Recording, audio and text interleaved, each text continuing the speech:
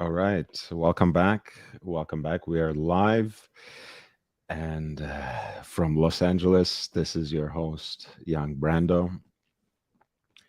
I hope I can catch up with you guys today on some happenings, on some new releases, some new watches that are on the horizon for me and for you, but also this Talking Watches episode that just dropped a couple of days ago.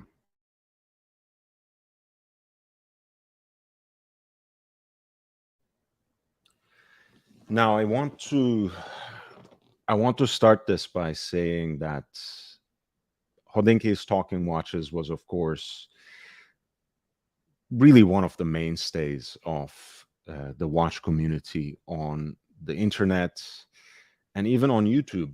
You can say everyone was looking forward to new episodes, especially to learn about the expansive collections of some of the global collectors who don't usually cross our horizons. Um, People literally met some of the characters who have themselves become mainstays in the global watch community that revolves around the internet.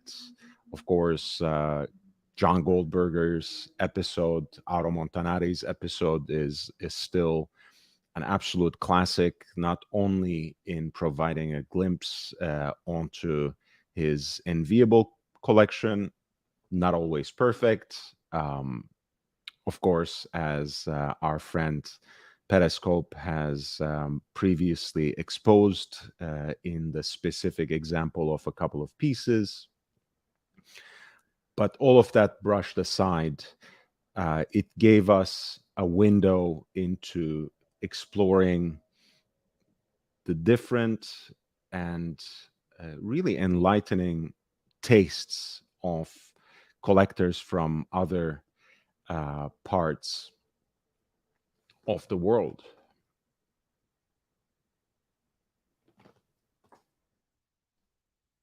Of course, to that enviable list,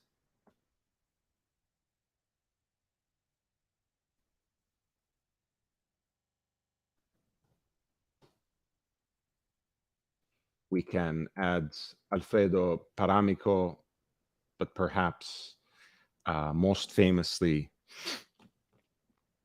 John Mayer, right, who has by now 2 episodes of Talking Watches under his belt. Now, I'm not going to say much about John Mayer, although I have my own qualms with the situation. But I think there's something that happened along the course of Hodinkee's growth that Talking Watches more or less became bank climber and friends at a certain point. And there's something that certainly needs to be said about that. I think it was the English comedian Alexei Sales who has once said uh, about success, the worst thing about success is you become friends with people like Phil Collins and you can't tell him anymore that his music is shit. And Bank Climber clearly finds himself in that situation now as he looks out to every single celebrity who crosses his path, with whom he brushes elbows, um, in an attempt to create tastemakers out of them. And you can't make taste where there is none, obviously.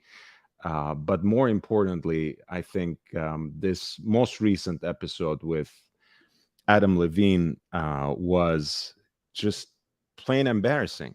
The first 15 seconds an absolute cringe fest with Ben Clymer trying to kiss up for whatever reason, or for reasons that are too obvious to even mention, to Adam Levine. And then spending the rest of the episode trying to exalt his tastes, which vary from predictable to very predictable. All Daytonas, one Patek perpetual calendar chronograph, and one particular culprit for which this video was actually made, as it turns out. Because on the same day that this video was published, I actually received an email from Artisan de Genève, which is one of these customization companies that has made a business of basically sourcing contemporary Rolex watches, and initially, I think, heavily sprucing them and modifying them to look like some of the most legendary and collectible vintage pieces. And as time went on, they have started doing more original takes, making more, I have to say, unique watches that don't look like anything else, but always take as their canvas some of the most predictable hype watches, like Patek Philippe sports pieces, like Rolex Daytonas. And as it turns out, this was basically, this whole episode of Talking Watches was made to highlight this monstrosity of a timepiece that Artisan de Genève made for Adam Levine. And before anyone jumps out to say, but they said it was a one-off, that a second one will not be made. How can you criticize something like this? They're not trying to sell that watch. You can dispense with all that, because the business model is, yes, making by and large one-off pieces, one-of-a-kind watches, but that's how they solicit, right? This is how they solicit new business, because Hodinkee is the outlet for watch journalism that these sorts of highfalutin, supremely rich and famous people look at, read, and consume to launch their products by using Hodinkee's talking watches, which of course has even a wider reach than any old thing that is published on Hodinkee, was exactly the best thing that could have happened to them. So on the one hand, we can stop right here, and because our job here is done, having basically exposed the whole purpose of this supposed conversation about watches, because this is what Hodinkee has become, right? Hodinkee has today become a magazine in the most traditional sense that we know. A magazine, when you pick up a paper magazine, you will see that the average one is mostly advertisement, right? These kinds of platforms are established to sell advertisements and sell advertisements from the industry which it is supposed to highlight. And at this point, there is nothing that Hodinkee would not flog. Um, I honestly, I would be happier at this point if they just focused on LVMH, since LVMH has a stake in the whole enterprise, and just wrote these ultra laudatory pieces about every single new release by Moët Hennessy Louis Vuitton watch brands. But that's not enough for them. They are hungry. They have to uh, shill for just about anything. There's nothing Hodinkee would not shill for, and they have finally stooped all the way down to Artisan de Genève, which basically made a neon Daytona with literally glow in the dark dial and bezel, which looks like a Daytona copy that, with all my due respect to Citizen as a brand like Citizen might produce. Um, it's really a joke. I don't even know what to say, because this is platform that, especially through the writing of people like Eric Wind, that I had become addicted to at a certain point in time. So it's really sad to see the kind of bottom of the barrel attempts at promotion uh, that they are nowadays going to. Of course, it doesn't end here, because as it happens, our friend uh, Jose Perez, with his eagle eyes, has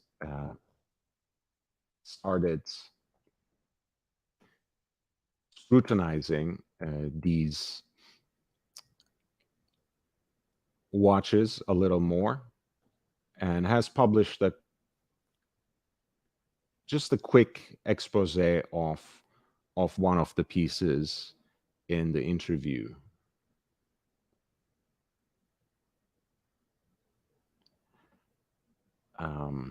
There we go. It is the 6263 Rolex Cosmograph Daytona, with the so-called Paul Newman exotic dial. As always, Jose is as provocative as ever. He calls this talking Frankens, and he has used that green accent that Artisan de Genève proudly claimed for the monstrosity they have produced out of contemporary Rolex. But here we are actually looking at the 6263 with the exotic dial. Jose writes, no clue dinky. As we can see here, knucklehead dealers spare no one, not even famous musicians like Adam Levine.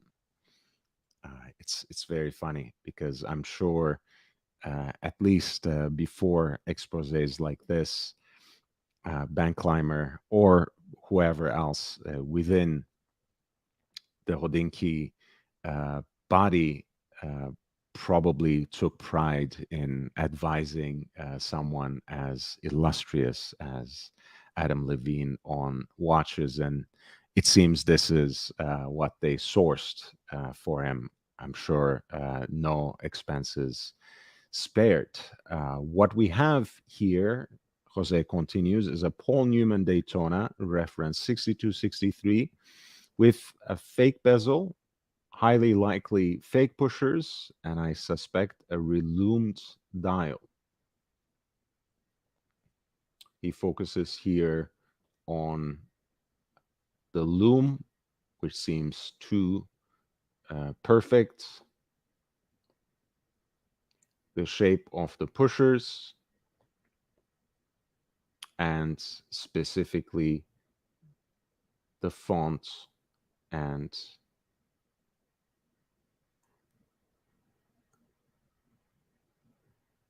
the expression on the bezel. This is the Franken that was introduced by Adam Levine in the Talking Watches episode that was just published a couple of days ago. This is what a real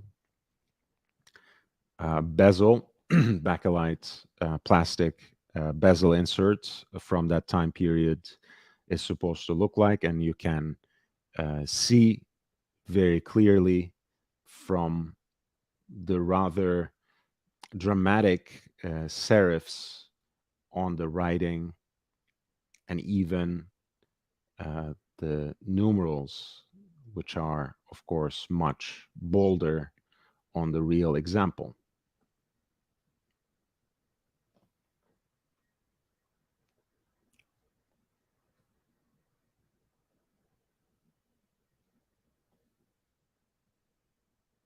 And there's a close-up of the presumably fake pusher and the seemingly reloomed dial. You know, I keep saying this sometimes that some watches just look too good to be true when we go through the auction previews and similar pieces. And this seems one of those instances, and I'm, as always, incredibly grateful and always enlightened by Jose Perez identifying these kinds of sorceries for us.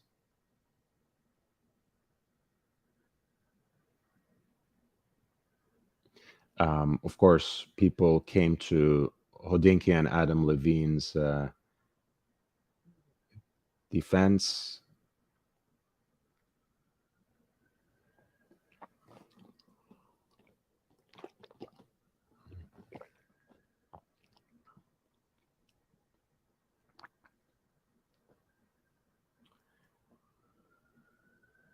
And of course, the funniest thing, which you can't even, we say we laugh when we should cry, right? The conversation. I'm sure you listened to the interview, and I really don't want a copyright strike at this point in time, so I'm not going to play the whole thing. But at the very beginning, they talk about the first Rolex that Adam Levine bought, and he talks about his trip to Tournon in New York City and how he bought his, and I'm quoting Adam Levine verbatim here, oyster stainless steel day date. I thought that was the funniest shit I've ever heard in the longest time. But what was funnier was Ben's face. Now, once again, I can understand the desperation. I can understand the pandering. Not that I can condone it or would participate in it myself. But what are these people doing? They literally have an entire company that they commission to film these things, edit them, and produce them. Like, why wouldn't you have some sort of script in hand? Why wouldn't you have some sort of structure or organization to the conversation where when things go the wrong way, like they just did in that moment, where someone who is supposed to step forward in front of the entire public of watch nerds like us to show off his taste starts off the interview by talking about Oyster stainless steel day date that he bought from Tourneau in New York City. Like, what is that? Why do you do that to yourself? Why do you embarrass yourself like that, bank climber? And more importantly, why do you embarrass Adam Levine like that? Even if this guy is a completely clueless newbie to the horological world, you owe it to him and to your audience to present him in the best light. He's not supposed to sound like he knows what he's talking about when it is obvious that he doesn't know what he's talking about. It's okay to know that you don't know what you're talking about. It would have been a worthier journey for the audience.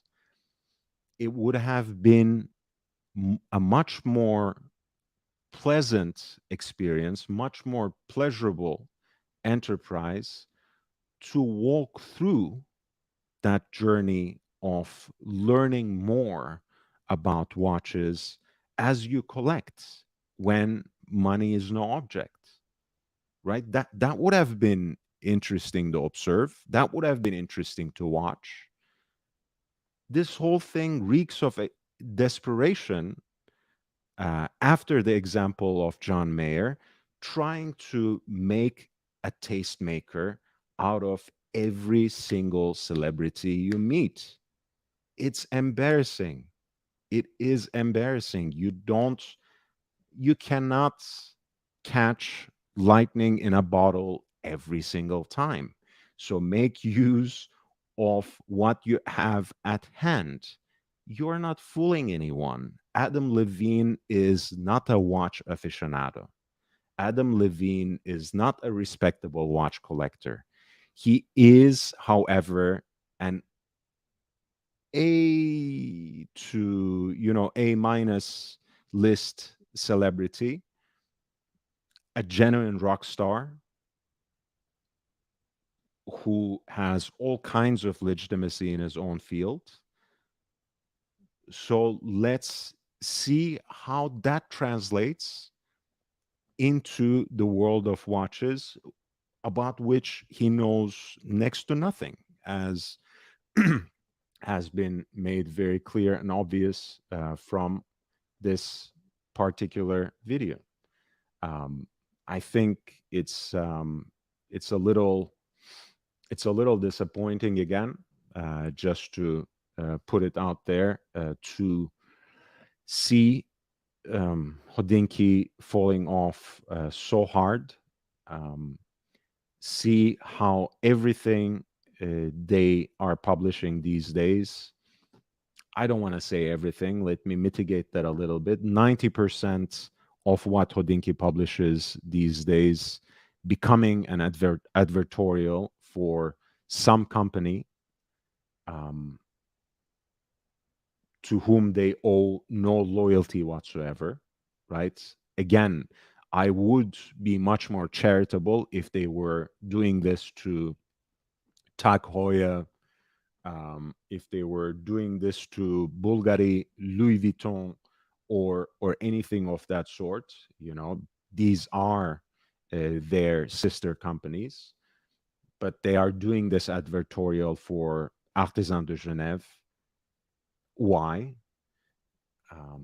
And if you are, can we have that in the fine print as well, the way you write in every single article that actually flogs LVMH watches, um, LVMH Luxury Ventures owns a stake at Hodinkee, etc.? Can we at least have that when you're trying to push some sort of commercial interest? And finally, Ben, you are successful enough. You are famous enough. Stop trying hard. Relax. You already you already caught lightning in a bottle with John Mayer. don't try to reproduce it. You already caught lightning in the bottle with John Goldberger and how he cleaned the charcuterie knife on the sleeve of his sport coat to open, to pop open the case back of a vintage watch. These moments happened. The John Mayer Daytona took off, not because it is something you prepared for, not because it is something you scripted, but because it's something that naturally happened in conversation. So go back to what you do best, talk watches with people from whom you can learn something, not necessarily about watches, but certainly about how watches make sense in their life. That's all I'm going to say at this point. I want to welcome Evan in the chat. Amen. Look up climbers' attempts to break into golf media. It's even more pathetic. Evan, unlike some people in the watch media and beyond, I try not to talk about things when I have absolutely no clue. And I have no clue about golf. So it would be embarrassing for me to even make sense of what Ben Clymer is doing in relation to golf and golf media, because I've never swung a club even once, not even once. So what do I know? I have absolutely nothing to say. All right, so let's talk a little about watches now that we got that out of the way. I do want to, speaking of advertisement and advertorials, I want to highlight the upcoming Sunday episode of Smoking Cigars with Friends. That is going to take place at 1 p.m.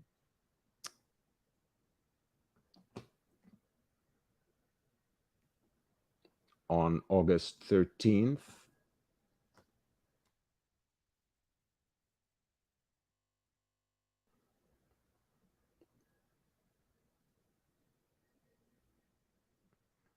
Here's the link so you can save the dates, click the bell.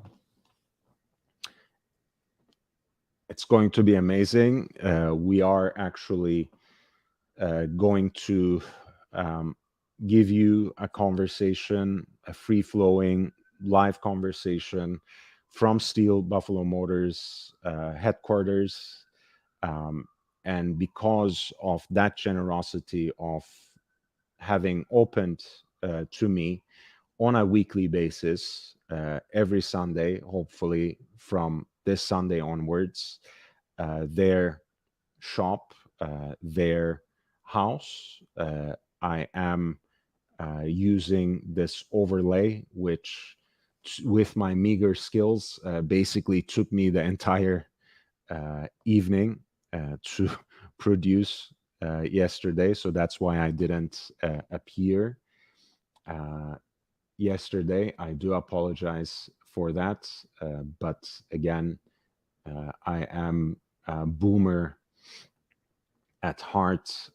I don't really know what I'm doing for the most part, but I've been able to produce this beautiful overlay with their logo and everything. So I'm very, very happy.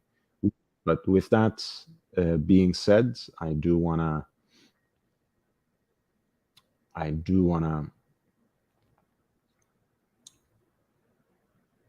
go back to watches specifically, and I do want to talk about one particular piece that caught my eye in recent time, but that came my way again just a couple of days ago. And I don't know, I'm not a field watch guy, but I'm somehow taken by this. And it does remind me of of another watch that we talked about a couple of days ago, or maybe already a month ago, a couple of weeks ago, I was going to say. But let's start with this. This is a company, a German company that makes watches in Switzerland, and it is called Lang 1943. After the late Gerd Rüdiger Lang, who was the founder of Chrono Swiss and who was really one of the pioneers in the wake of the quartz crisis to bring back serially produced mechanical watches manufactured in Switzerland. A lot of these little things that we take for granted these days, like sapphire crystal exhibition casebacks in serially produced watches. Lang did it first at Chrono Swiss. I think he was also the first to do an open worked skeletonized dial for a chronograph. And this brand, before he passed away, was basically started to recognize his contributions and to honor his larger than life presence in the horological world. This is a watch that they call Edition 1. It is a watch that is inspired by vintage field watches. By the way, I'm positively cooking here, so you'll have to give me a second to crack open a window. 1 second.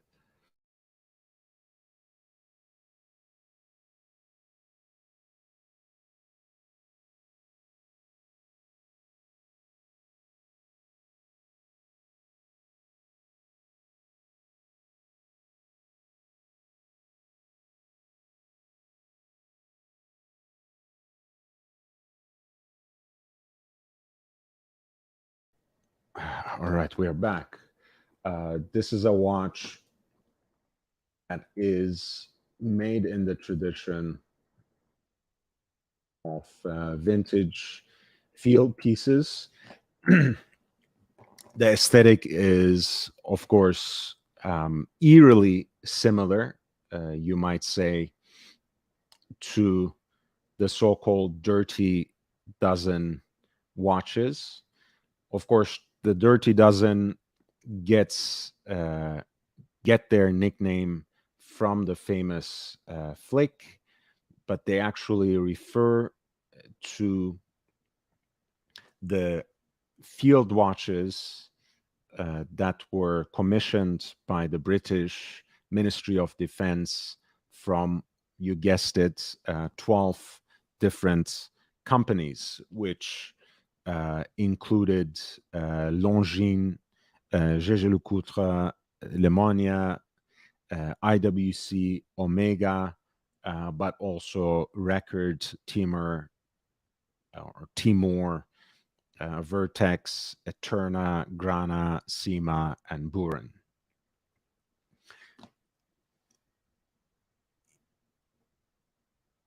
The piece is, of course, a little more modernized in proportions, 39 millimeter in diameter for its stainless steel case, nicely sized and even slightly oversized Arabic numerals, syringe hands, and an oversized subsidiary dial 4 seconds at 6 o'clock, a railroad track for the minutes, and a subtle crosshair within that subdial that is finely grooved in the form of a radial guilloche or kind of a vinyl track. The dial has this gradient look, kind of a silver sunburst finish that starts from silver and turns into pitch black at the periphery of the dial. It reminds me kind of, I figured out why I really like this dial, by the way. I was exchanging a few words with Ali Reza in the background during the day. I'm like, I'm not even a field watch guy. Why do I like this watch so much? Why do I adore it so much? I figured that the finish of the dial kind of reminds me of these vintage Les Paul guitars that I really used to like. This silver burst finish, I believe, which was really famous in the 70s and then was also later produced or reproduced by Gibson later on. I mean, of course, it was used in other, I'm sure other brands as well. Gibson certainly used it in other shapes, other guitar shapes too, later on. But this is kind of the emblematic Gibson electric guitar, of course, but also the emblematic guitar for which they used the silver burst finish. So I think I more or less figured out why I was initially pulled into this watch. The other attractive point about this watch is its price point, because what you have is a vintage Marvin 700 caliber that is very nicely finished. Maybe not to the level of a high horological finish, but certainly something that certainly supersedes the vintage examples of Marvin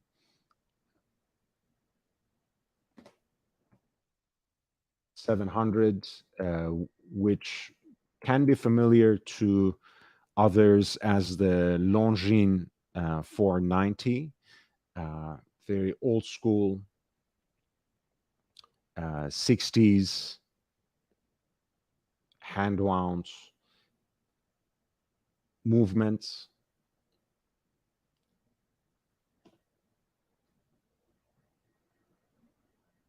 So the watch ultimately has a very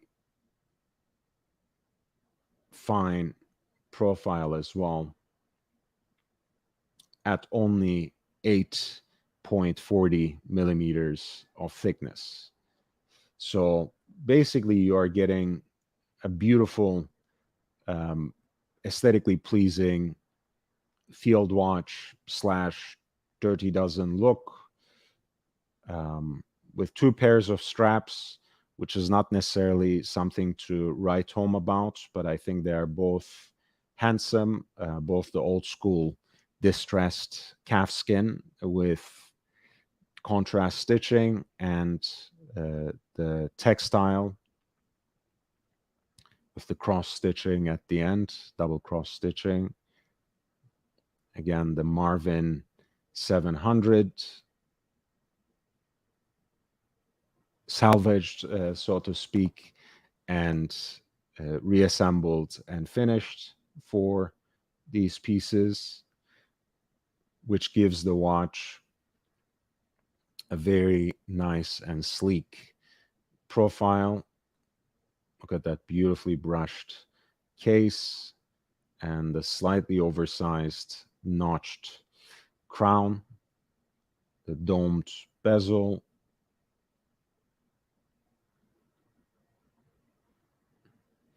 I know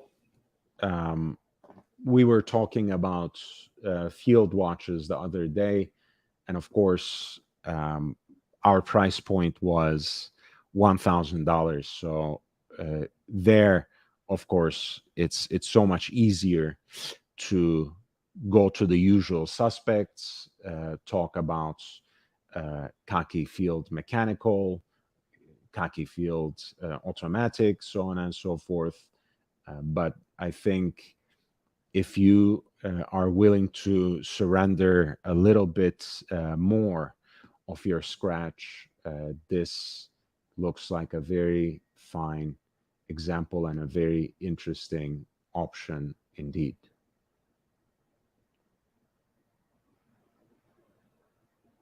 It's really a very handsome piece with lots of vintage like appeal.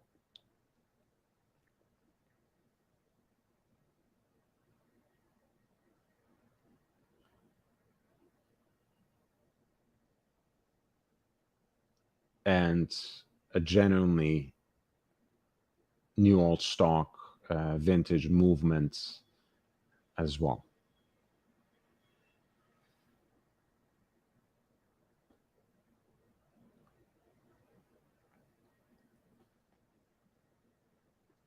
And the beautiful thing is, again, of course, you get the exhibition case back with a large balance wheel that beats at 3.5 hertz, 21,600 semi-oscillations per hour.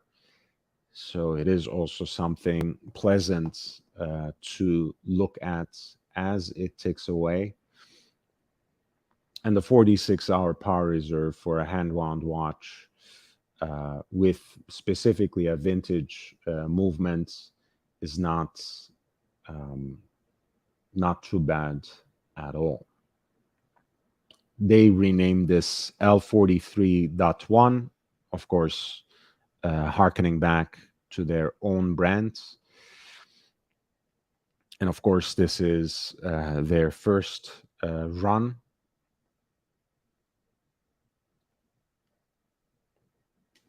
With polished screws, polished counter sinks for the jewels, and the Côte de Genève decoration, the Geneva waves on the bridge plates.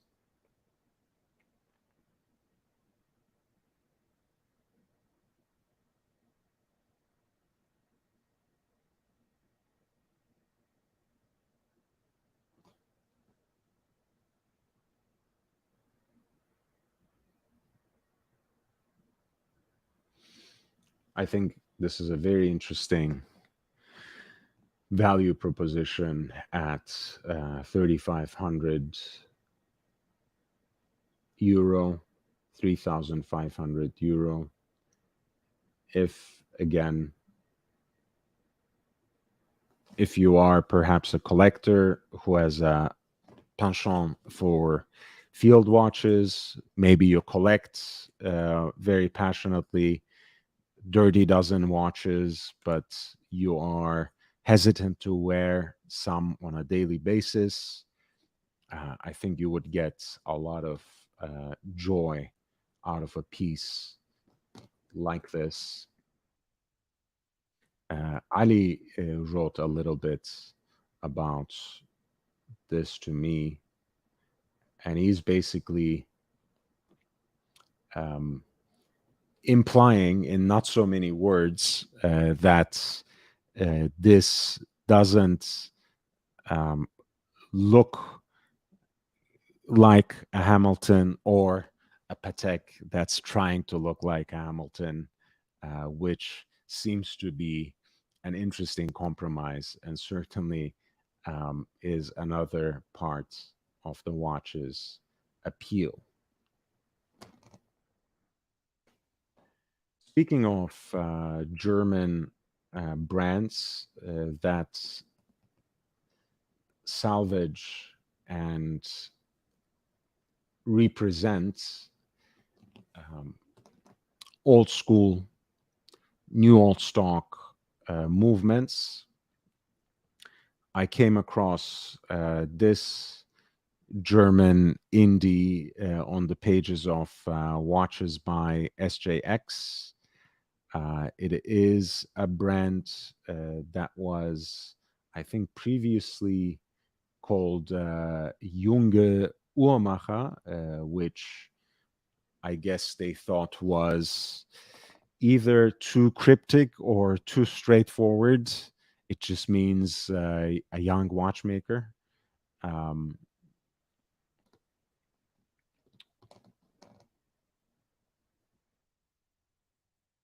or maybe they were emboldened more lately in with the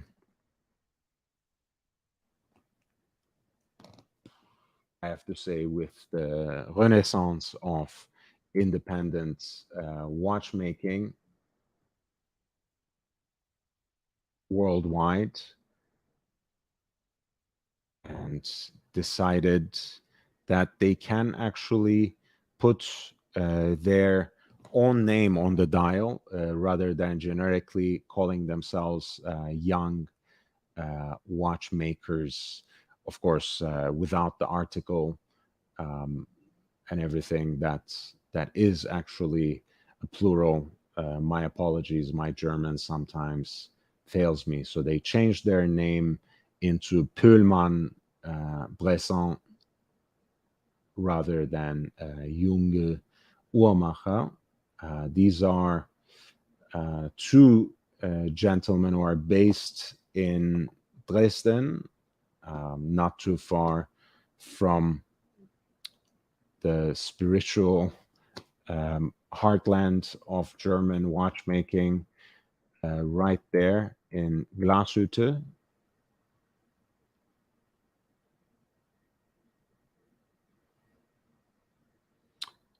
They had apparently met, and we're talking about Lukas Pöhlmann and Joseph Bresson in Lang und Heine when Marco Lang was still there, still at the helm.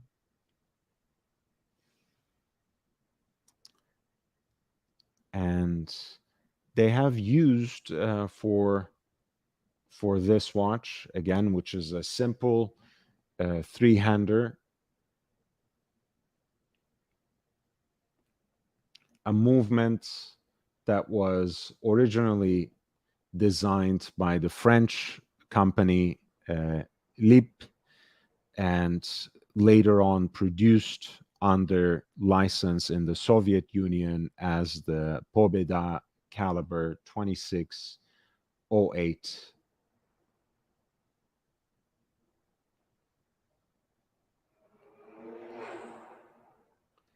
And as you can see, they have finished this movement with a skeletonized bridge for the gear train, which gives you a great view of the central wheel of that train, with the center seconds wheel sitting right above it. A lot of depth, a lot of feeling of dimensionality as you peek into the caliber. Of course, this is a piece, this is a movement that has clearly much more work and much more handwork than the L43-1 that we were looking at, which was the modern remaking, reassembly of the Marvin 700. This modern remaking of the Pobeda 2608, which Pöhlmann Bresson call it JU 26-01. They have kept, as you can see, the Junge Uhrmacher moniker, at least in its shortened, abbreviated form, in naming their calibers. And you can see the depth of the anglage, the mirror polishing of the countersinks for the jewels,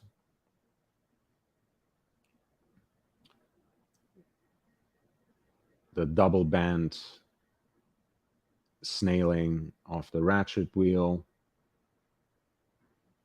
polished screws, and again, the detail and finishing of the balance wheel itself is quite attractive too.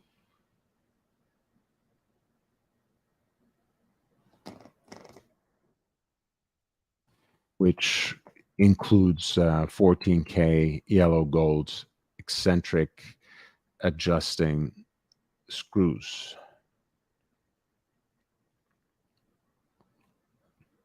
The anglage is hand applied.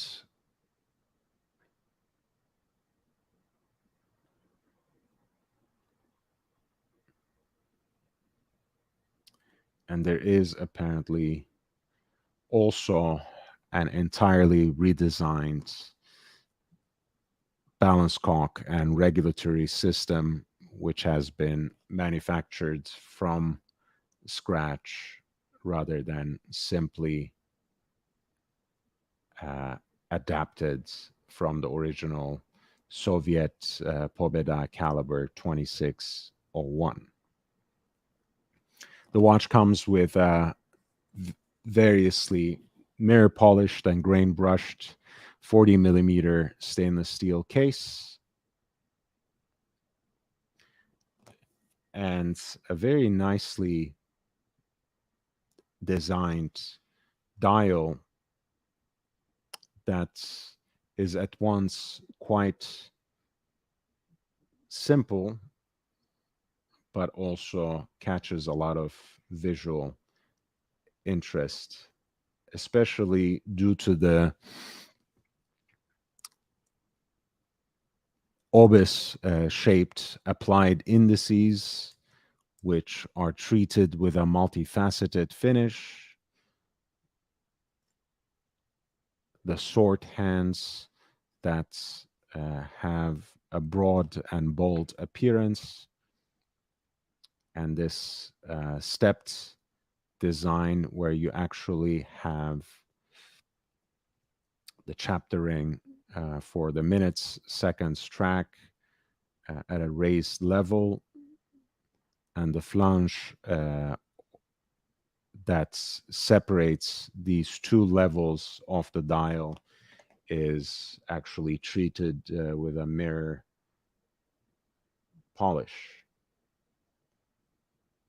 You are apparently getting either this night blue or night gray dial. Again, very pure, simple aesthetic for these three-handers that are at least here presented on a simple black calfskin strap.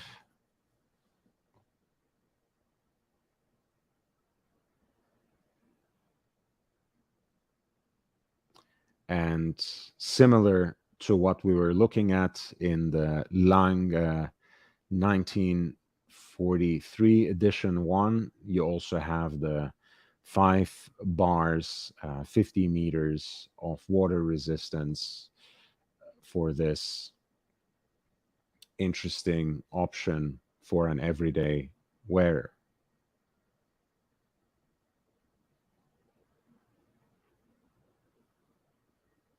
.40 millimeters of diameter for the stainless steel case, 12.2 millimeters of thickness, and with a 48.8 millimeters lug to lug measurement, the watch, even though it's slightly bigger than what we were looking at in the Lang 1943 edition 1, this watch too seems to be available, seems to be wearable by a wide range of wrists.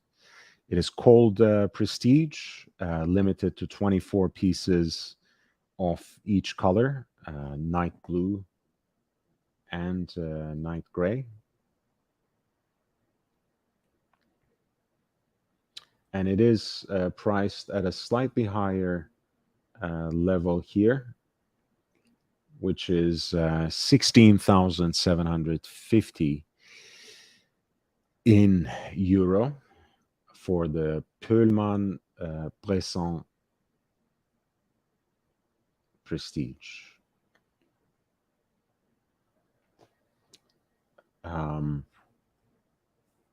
Again, I think this is an interesting piece. Not sure if you are getting the same value for money that we were just looking at, since there's quite a bit of a jump here.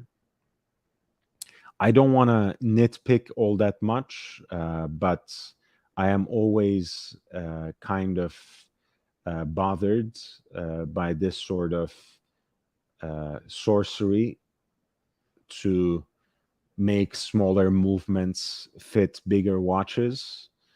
I wonder why they couldn't have maybe shrunk the size of the case a little more, 38, 39, and maybe used some of this framing as everyone does traditionally, with a slightly smaller porthole for the sapphire crystal. But it is what it is. That is just a minor nitpick. For those who are looking for an interesting entry point into independent makers, for those who might want to support fledgling independent brands, this might be an interesting option. But the value proposition is, of course, the Lang 1943 edition one. Right when I was being asked about affordable field watches, one thing that I forgot to mention, maybe because it's not necessarily a field watch through and through as we were looking at here, which is very clearly Dirty Dozen inspired. There's also this particular piece by Merci Instrument, which is kind of the watch making division of Merci Paris, the lifestyle brand based in Paris, which has a line of watches. This particular one, which was part of the trio they introduced some months ago, riffing on their base model of the mechanical watch LMM01. This is the La Nationale, which is a three-hander with Arabic numerals at the quarters, with an aesthetic that harkens back certainly to field watches, but perhaps after subjecting that aesthetic to a certain kind of modernist minimalism, it also has a railroad track for minutes, and at the periphery of the dial, a more finely graduated track for seconds as well. Love that open 9 and 6, to be honest. I'm not sure. I have the Archie watch / Alessandro version of the LMM01, which has the same blue second sand, which is not heat blued or anything. I think it's painted blue in some fashion, not necessarily through lacquering either, probably some sort of galvanization process. It's not very attractive. That will be my sticking point for this model as well, since it has all the 3 hands, including the sword style hands for the hour and minutes in the same blue.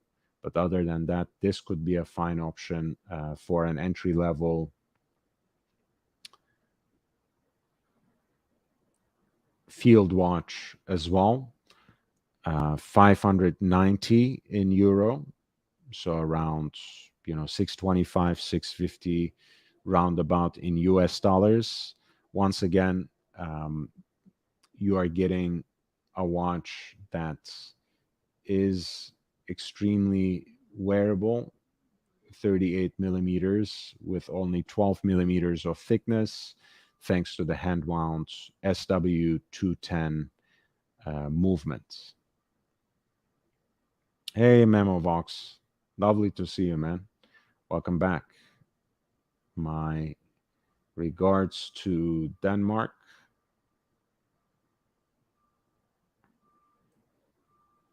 It would be a good time to be in Denmark right about now, I feel. How's the weather there?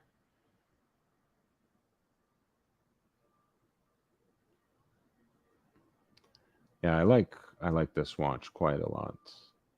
I'm sure I could get over the hands as well.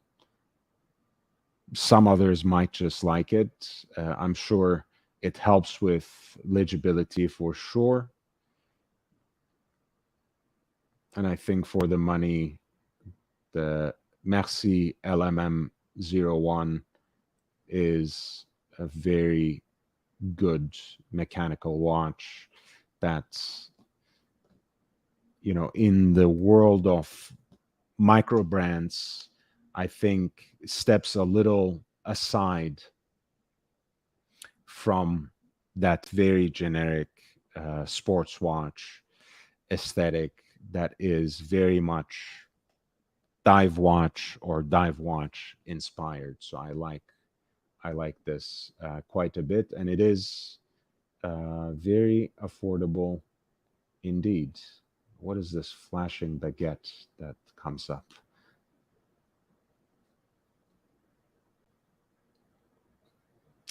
The Lang 1943 reminded me, of course, of a watch that we talked about, which is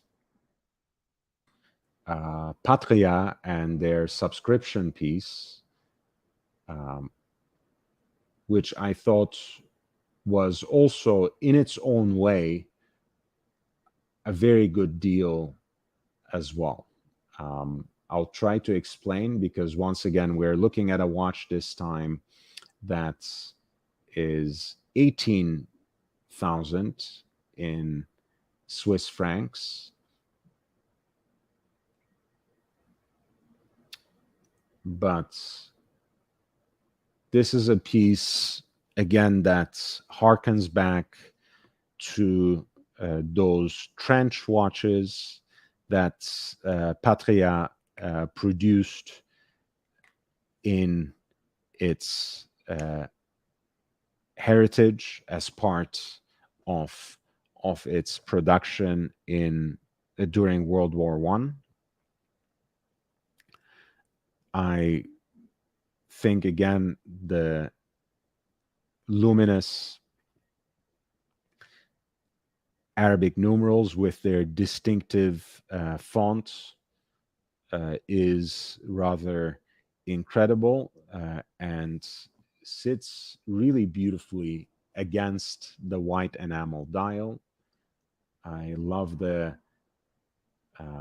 rejo that serves as a minute track, and that is brushed for additional visual depth. The heat blued flame-shaped hands that are also generously loomed, and of course the oversized tourbillon cage at 6 o'clock, on which the seconds hand pivots, and of which the bridge is bolted on the dial, also with heat blued screws.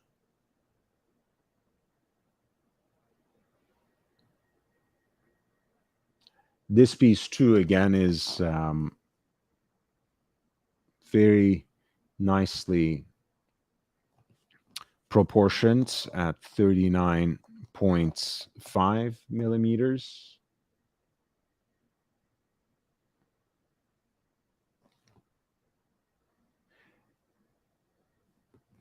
This is a computer rendering, of course, so you are not necessarily getting a good look at the quality of finishing. You will have to take their word for it, which I'm sure is not easy, not something anyone would like to do.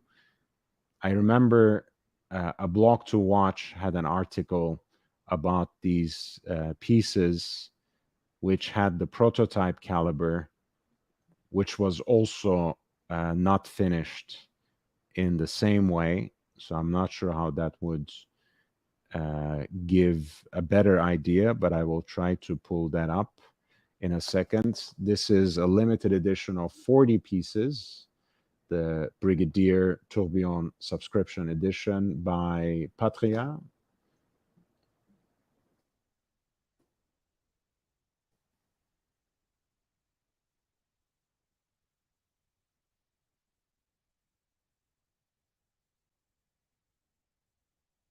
And is offered at 18,000 Swiss francs for the 40-piece limited edition, which allows you to place an order to receive it in 3 to 6 months with a 35% non-refundable deposit, with the balance to be paid off right before the watch ships to you. This was the sponsored post that was published in a blog to watch in June.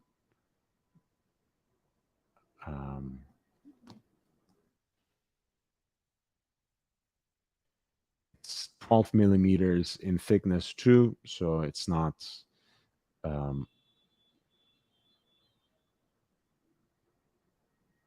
it's pretty conservatively sized and proportioned. Here is a live shot of the piece. I think the enamel dial is beautiful, and the particular color of the Super Luminova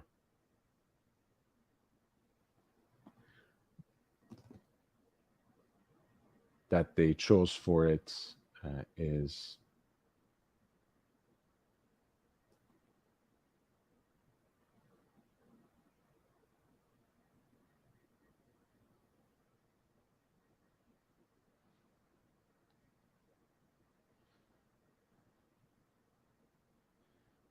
it's quite a beautiful watch. Very simple as a proposition, but a lot of depth and attention to detail, which,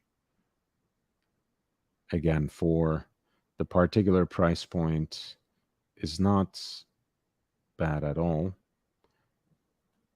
This apparently is the prototype movements, which is not decorated with the Côte de Genève and rather has frosted finishes on the bridge plates. So the final product would be more handsomely decorated, presumably, as you can see here.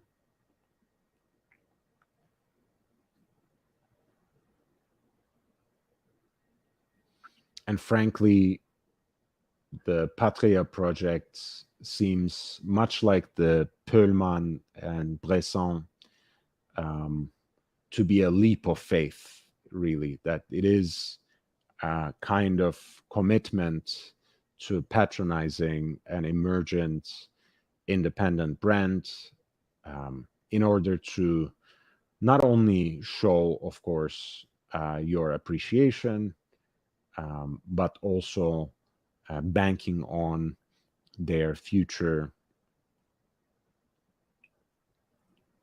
success. Patria, again, is a heritage brand that has been more recently resurrected in 2019, I believe, with or by a pair of Englishmen, if I'm not mistaken, but their production is, of course, in Switzerland now. Right. They have been resurrected by Jolyon Lambert and Adam Stansfield.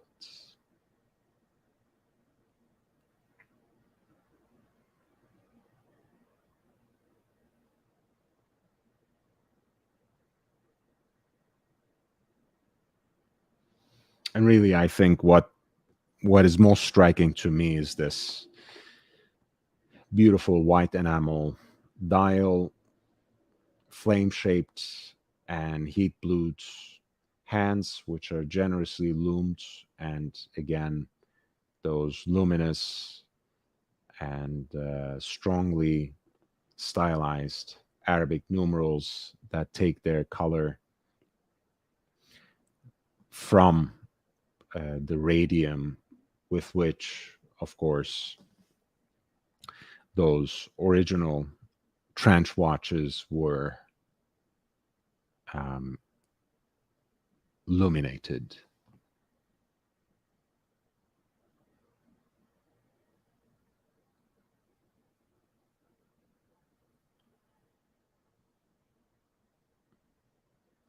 I need to grab another drink very quickly. I'll be right back. Feel free to send in your questions and requests while I'm gone in the chat.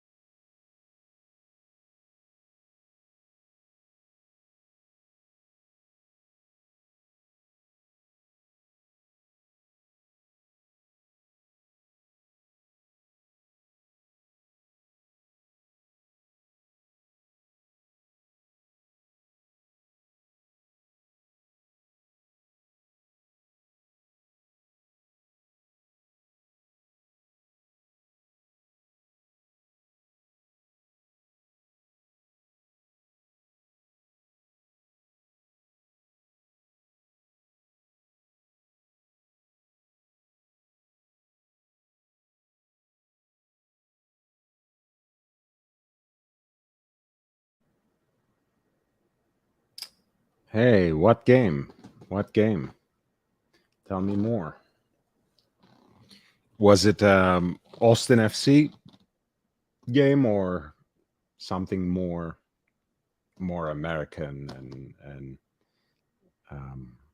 more, I don't know, more exciting, more competitive? I'm not sure how competitive Austin FC is.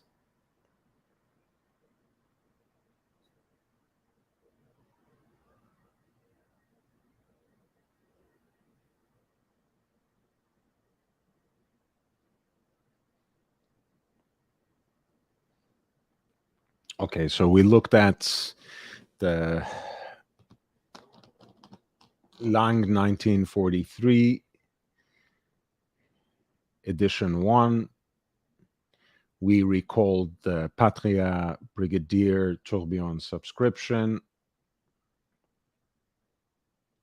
We have also kind of meandered through Merci's selection of watches, specifically the LMM01 La Nationale, which has at least its basic inspiration in a field watch and is at a much more affordable price point.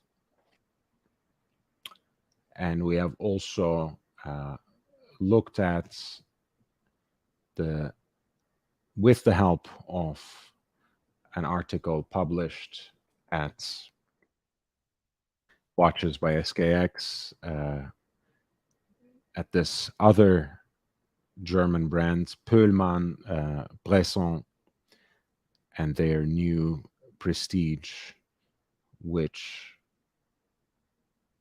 is a high horological take on a pure and simply beautiful three-hander that builds on a nicely finished and almost reimagined caliber with a French and Soviet legacy, because ultimately this is a movement originally designed by Lip and subsequently produced under license in the Soviet Union as the Pobeda caliber 2608 Pöhlmann-Bresson, which is a watchmaking duo based in Dresden, who had met about a decade ago when they were working for Marco Lang, when he was still at the helm of Lang und Heine. They call this movement JU2601, JU as in Junge Uhrmacher, young watchmakers out of Dresden.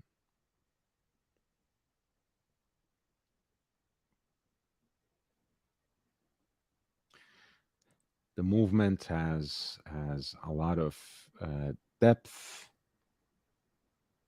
and beautiful finishing, a lot of depth thanks to its particular architecture of the gear train and the skeletonized bridge.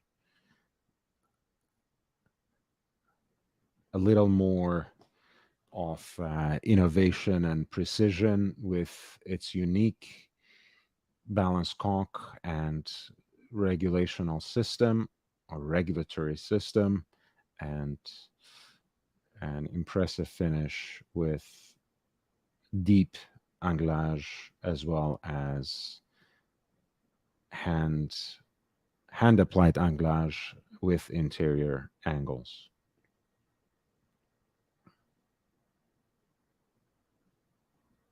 And I think for a simple three-hander, the piece also has a very interesting and detailed finish on the dial as well, in terms of both the stepped structure of it, as well as the finishing of its furniture, of its fixtures as well. Oh, Robert is there too. Good late night. Good night to you as well. Robert Wood says Austin FC is not competitive this year, not like last year. Last year they were good. Jake Brooks says I just drew by Palmer Bushy Creek. Huge fire. Roberto Del Bosque says, yeah, I know. I feel sorry for the people that have lost their apartments. It's heartbreaking. One whole building destroyed and another one heavily damaged, and it's still going. That's horrifying. I hope people are safe, at least,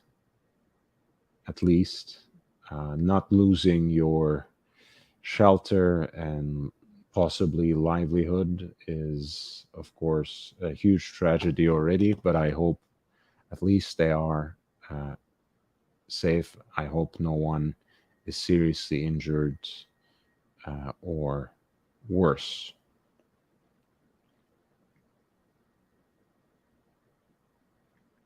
I think we have kind of a theme because I am, whether I like it or not, whether I've planned it or not, I'm talking about a lot of German watches today. And I am looking next at two new releases, or rather, the release by Glasshütte Original of their 70s chronograph with two new or into new dial colors.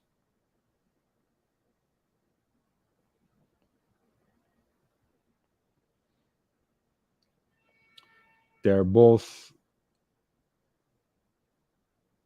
lacquered finishes, limited editions of 100 pieces of a kind of sky blue,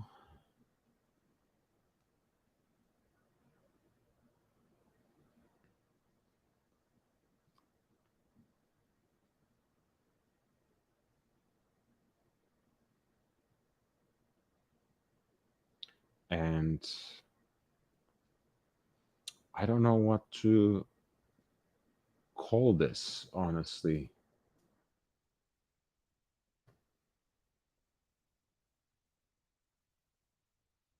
Hmm.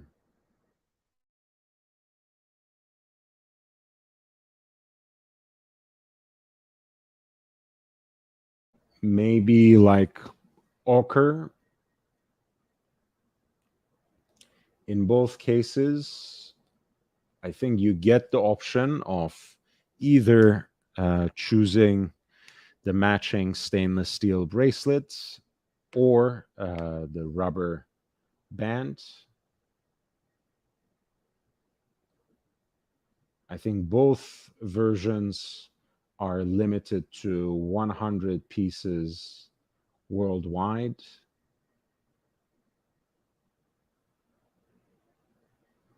And they are 14,100 in US dollars on the rubber band and 15,300 on the matching stainless steel bracelets.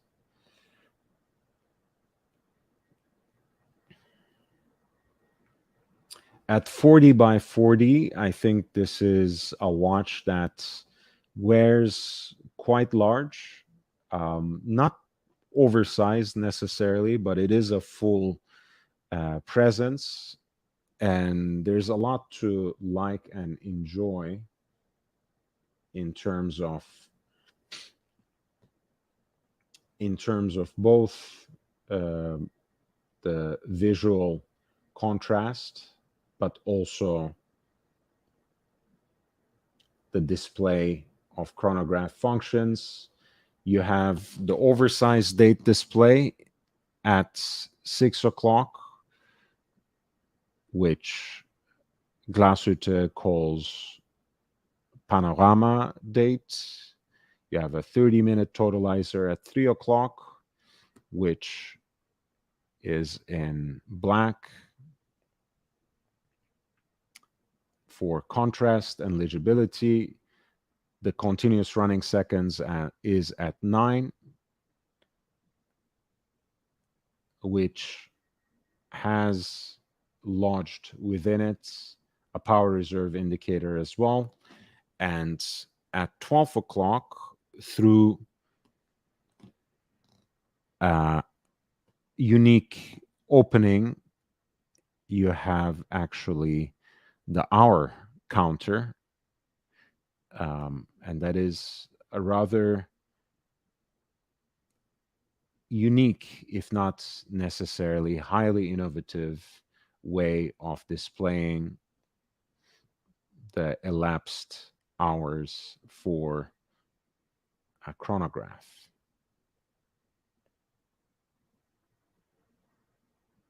Of course, there were already many interesting dial colors and variations for these pieces.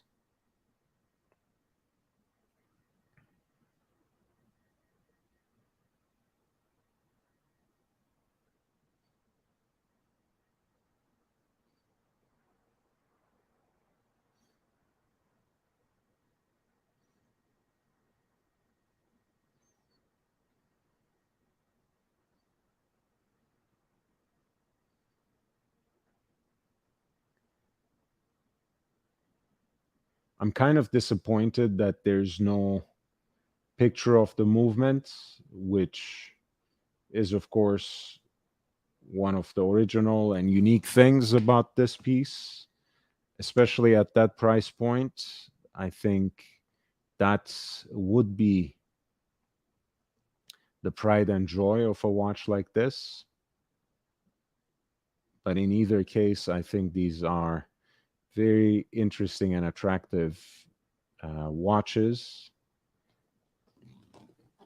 Maybe the closest they the closest example or kinship they have in terms of classic chronographs is to Monaco, but they have a spirit of their own as well.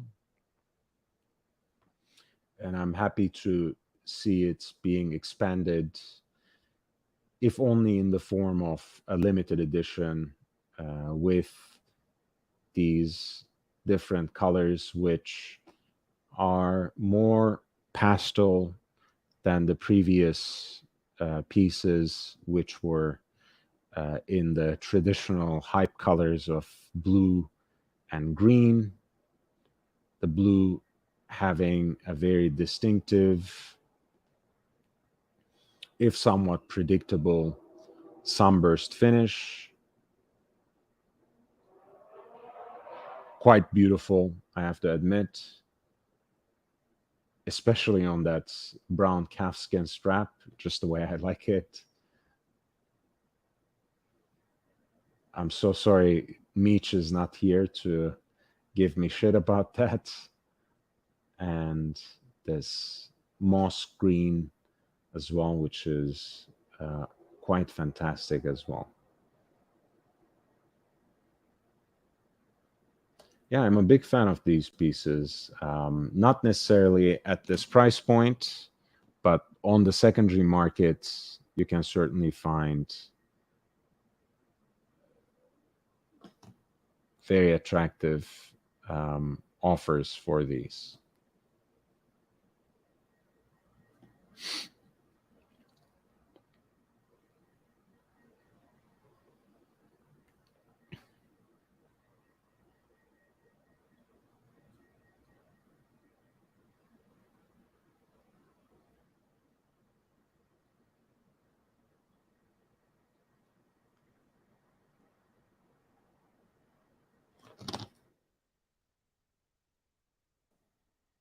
Next, we are going to Glasshütte Original's sister brand, Union Glasshütte, for another limited edition chronograph. Union is also based in Glasshütte and owned likewise by the Swatch Group. Oh, Senior Butcher, Jeremy Butcher, $9.99. What do you think of the Alpine Eagle by Chopard? Talk me in or out of it for my big wrist. I love the Alpine Eagle. Let's go here. So I have, over the last few months, I've had the chance to try on a bunch of different versions of it. I haven't tried the new one, which is with the Salmon dial and is called the Alpine Eagle XPS. But I have tried the Flying Tourbillon version, which has the same build in terms of the more refined bezel and slightly slimmer case. But I'm going to show you a few things from my shorts on YouTube.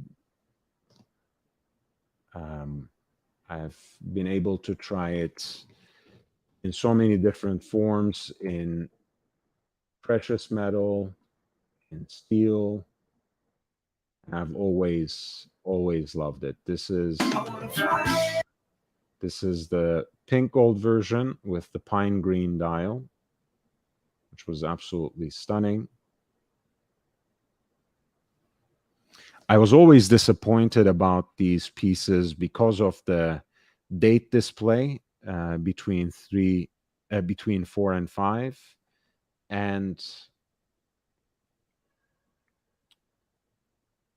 the fact that Chopard didn't actually use their LUC workshop, which of course has much more intensely high horological focus. This is the stainless steel version with the pine green dial.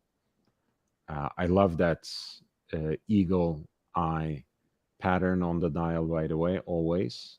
One thing I will say is, of all integrated bracelets watches, this one perhaps strikes me as more feminine.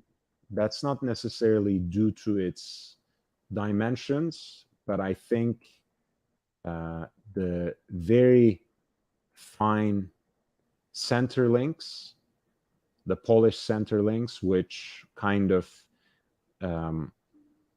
have this straight down look. This is the Flying Tourbillon version, which of course has the movement that carries the Geneva seal, just like the new Alpine Eagle XPS, which has a Geneva seal caliber as well, and the same case as this. I don't know. On my wrist, it looked beautifully proportioned, probably very similar to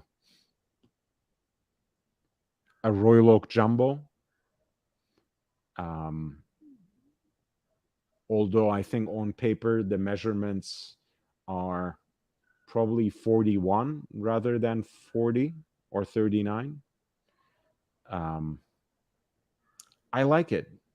I like it. It might not satisfy you in terms of size, pause, but I think it's a very attractive watch. It's a very elegant watch. I think in many ways it's much more refined and streamlined than the Royal Oak. It's more elegant, more, I think, in the wheelhouse of the Nautilus rather than the Royal Oak. I love the dial. If you can get the new salmon dial version, I'm very jealous. Um, but any version of it, I think, as long as you like how it wears for you,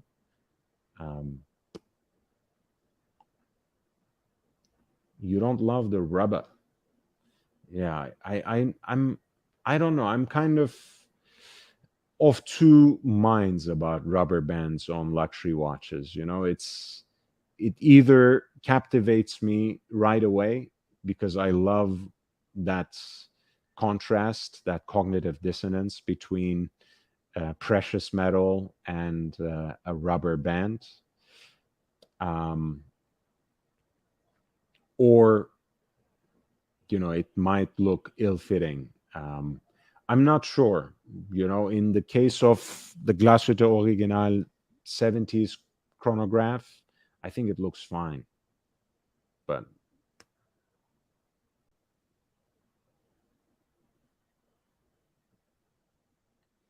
yeah, we were looking at the 70s chronograph by Glasshütte Original, which has a very sleek and discreet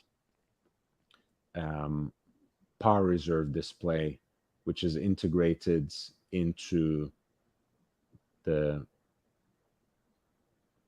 continuous seconds display at 9 o'clock. But yeah, I'm a huge fan of the Alpine Eagle.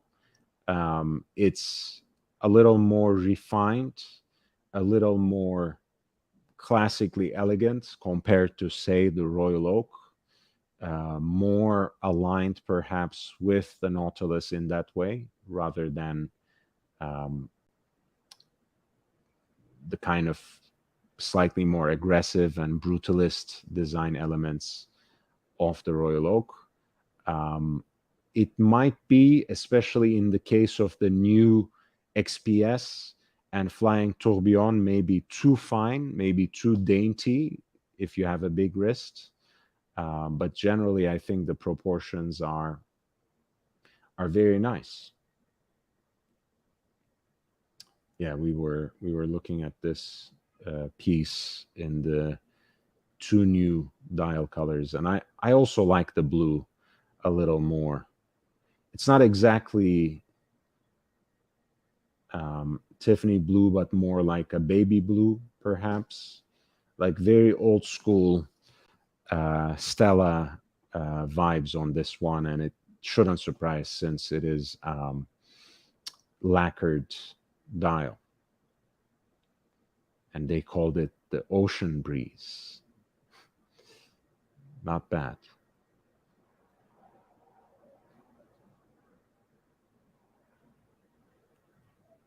And thank you so much once again, Jeremy Butcher, for $9.99. Thank you for your contribution.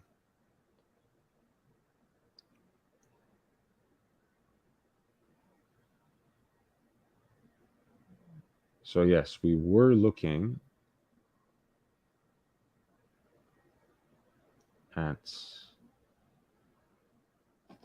Union Glasshütte and their new limited edition chronograph, Noramis chronograph, limited edition for the Sachsen Classic, with this striking brown dial with a detail right in the middle that harkens back to ventilation grills of classic cars.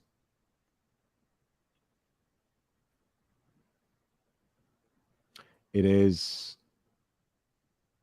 marked on the dial as Noramis chronograph, limitierte Edition in German at 6 o'clock.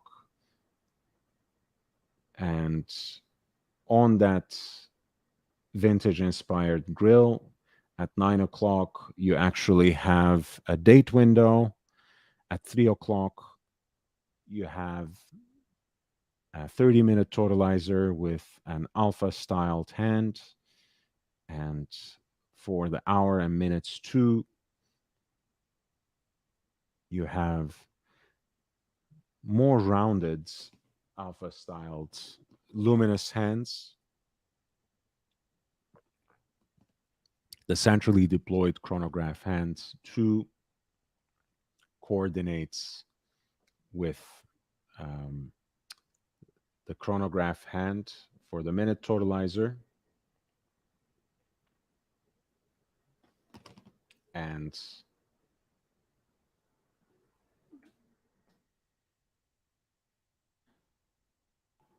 you have applied Arabic numerals, which alternate with these conical indices for the hour markers, rally styled perforated black leather strap,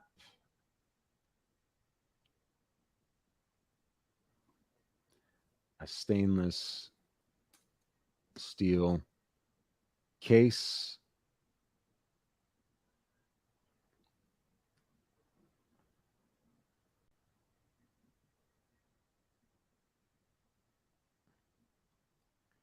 which is water resistant up to 10 bars, 100 meters, 42 millimeters in diameter, and 14.5 in thickness.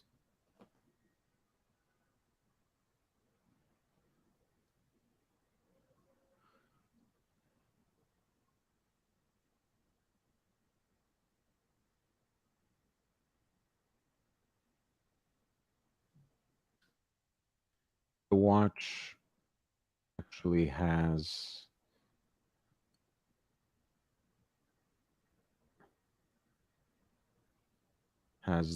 pretty much the same movement as the other Noramis chronographs by Union Glasshütte. Self-winding cam and lever chronograph that beats at 4 hertz, 28,800 semi-oscillations per hour, 65 hours of power reserve, anti-magnetic since it is fitted with a silicon hairspring.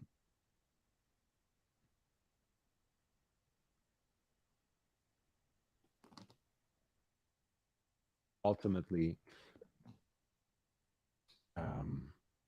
the piece, the mechanism inside the watch is a modified Vajou 7750 movement. Let's see if we have a picture or a shot of it here. As you can see, this is the UNG 27.S2,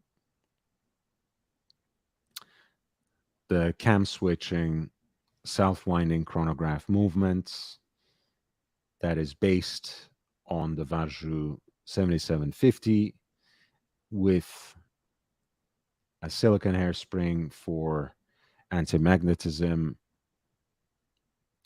and their proprietary rotor, which has the name of the brands cut out on it, Union.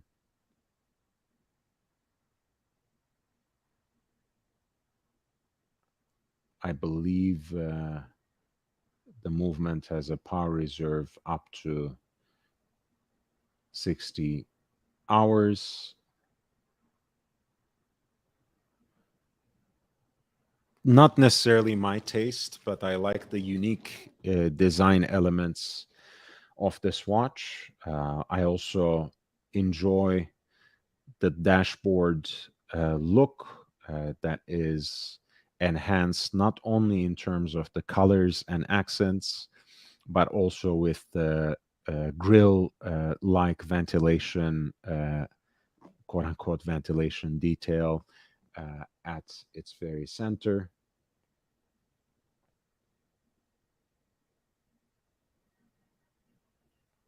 And certainly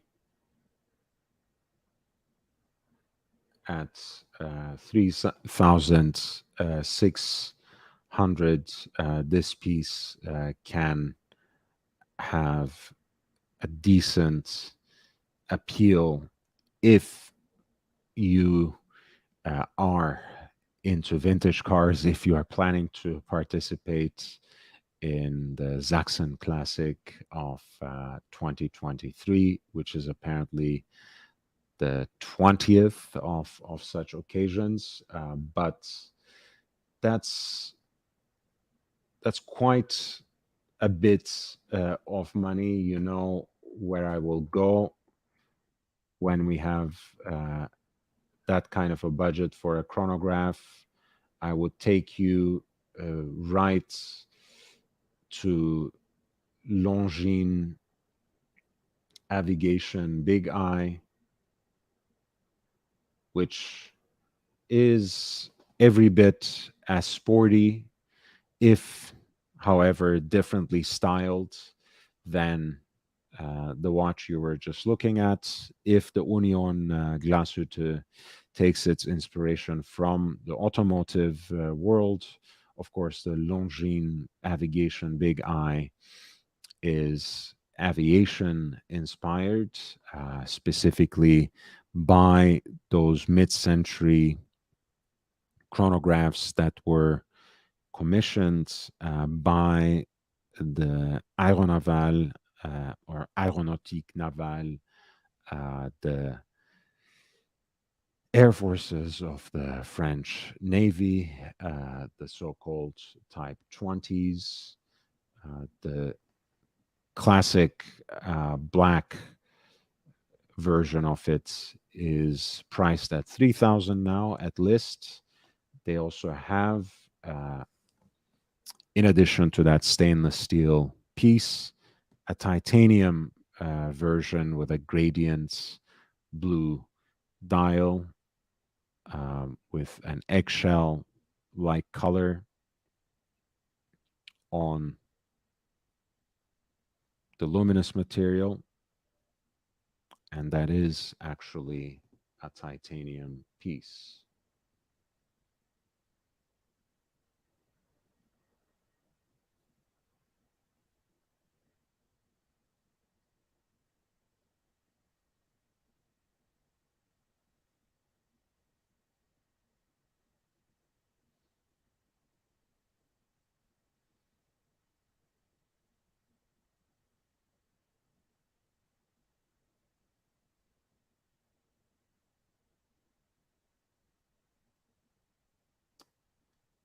So we looked at the Glasshütte Original 70s chronograph in its two new guises, with that ochre like yellow dial and the so-called ocean breeze, which is a soft blue. And we switched from that to Union Glasshütte's Noramis, which is a more traditionally designed case, as opposed to the square design of the 70s chronograph by the sister brand of Union. This 42 millimeter chronograph, limited edition chronograph, is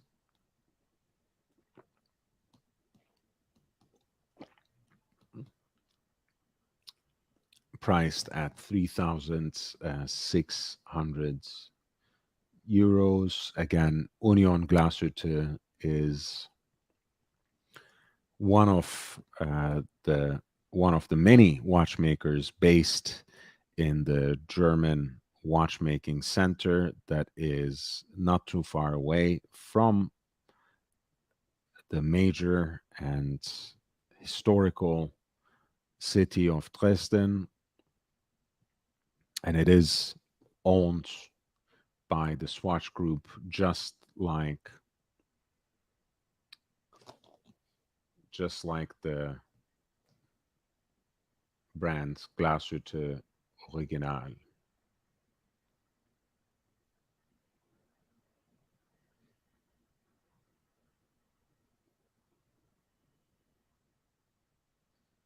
Now, I have a few more things. By the way, I have to say, guys, this heat is really taking away from my stamina, especially on days when I'm going on my own.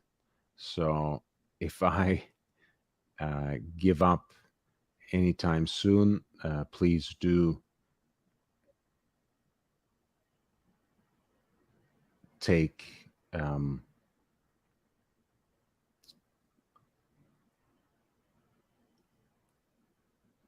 please do take care if I have to leave you. Oh, by the way, I love Maldives.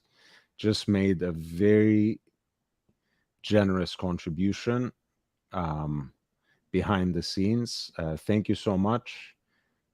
He was saying earlier, looking forward to the Lang review. I thought about picking one up. I'm absolutely for it. Maldives, and let me know how you like it as well, because I'm seriously considering one as well. It's a really beautiful looking watch. I might be struck with back-to-back repair bills for a few of my watches. I think at least two of my Rolexes need to go to service now after so many years. Both of them kind of um, gave up on me almost back to back, or two of them rather.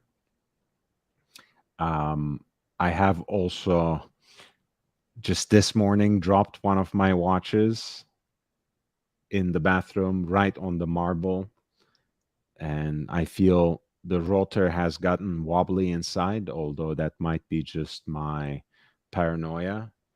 But yeah, I think I need to attend to those repair bills first. But I am seriously considering the Lang 1943 as well. I like the aesthetic a lot, and honestly, I think the price point is so attractive that anyone who has ever been captivated by the styling of the old school field watches that go under the heading of the Dirty Dozen would pretty much be captivated by these two. And they are relatively um, affordable at 3,500 in euro as well. So not a bad deal indeed. JB, thank you so much. Will the Tonda PF GMT ever get the love it deserves? Something about it has me looking at it daily. I think it is getting the love it's I love it deserves. Man, JB, those are very strong words. You love that watch apparently. Get yourself one. I think it's a beautiful thing. I was less impressed by the uh, minute rattrapante, which was their take on the complication this year. Um, Basically, let's put it this way: let's start here.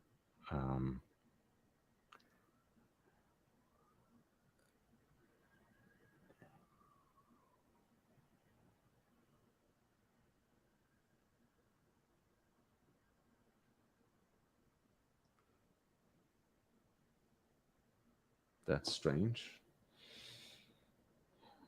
Their website is not very being not being very nice to me at this point. But hey, let's just go straight to the Rattrapante GMT. So basically, Rattrapante, which means in French, where rattraper means in French to catch or catch up. And rattrapante as a complication is usually used in chronographs, namely in what we call split second in English or Doppelchronograph in German, which means basically that you have two separate chronograph hands, usually both centrally deployed, which you can split with an extra pusher, and that allows you to time two different intervals, and uh, you push that button again, and the two chronograph seconds hands catch up together.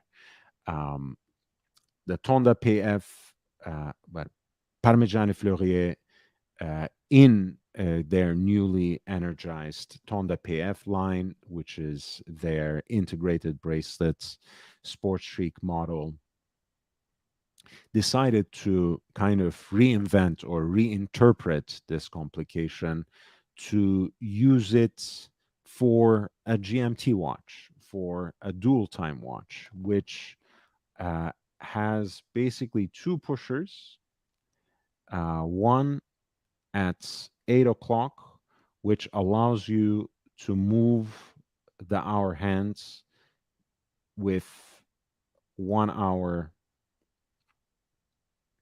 intervals, or 1 hour increments, I should say. And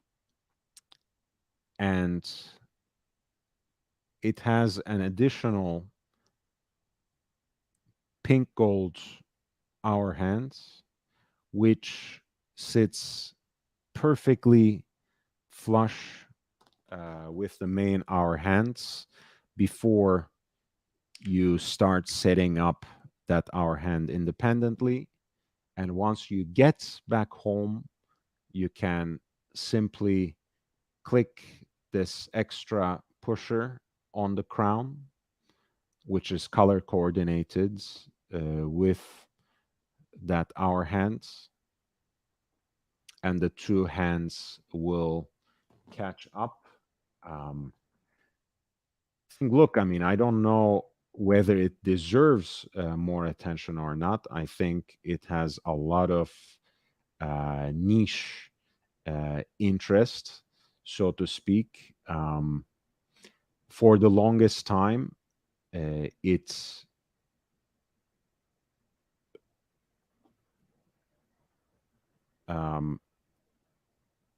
it was selling slightly under retail and was back ordered for quite a bit. They were keeping wait lists for it.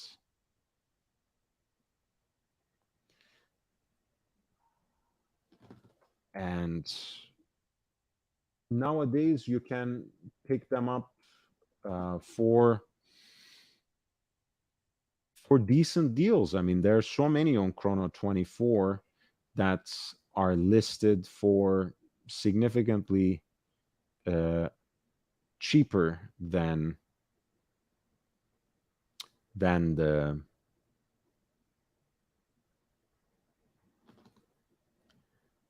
list price, which here it's 27 thousand in Swiss francs.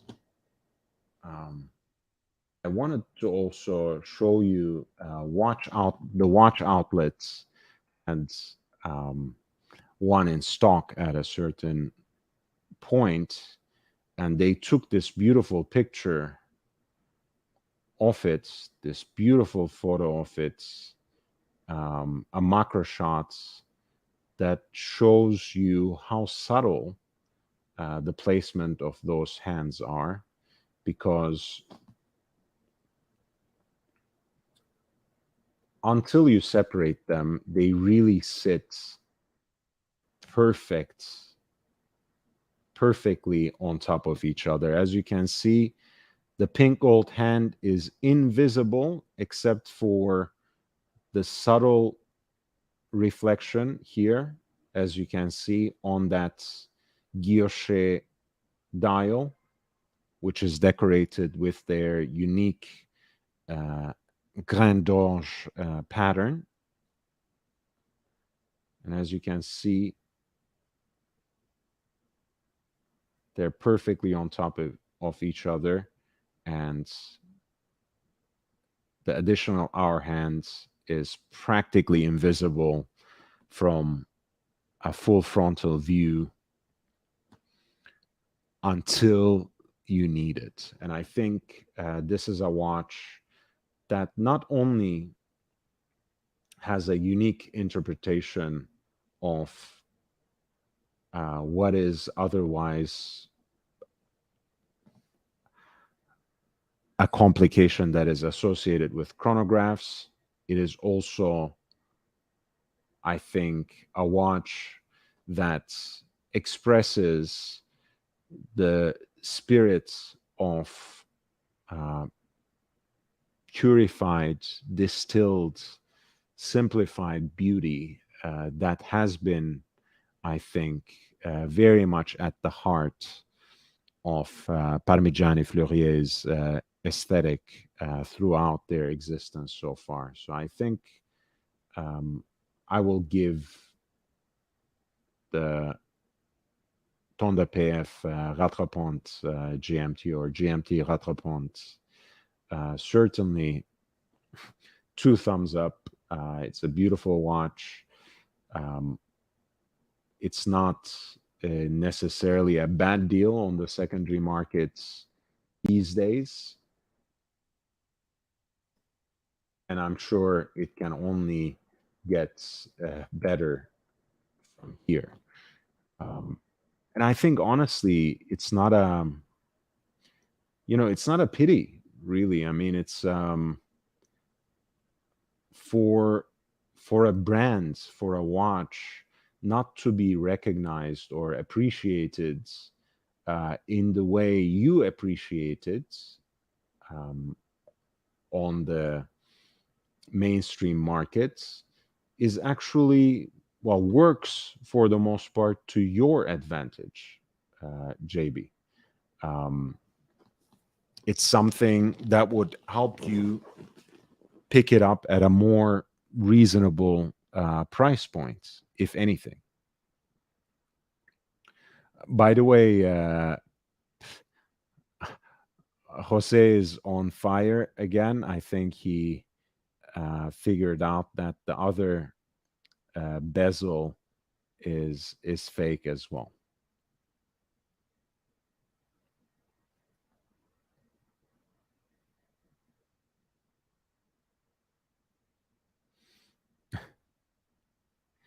So the other 6263 in gold apparently also has a fake bezel.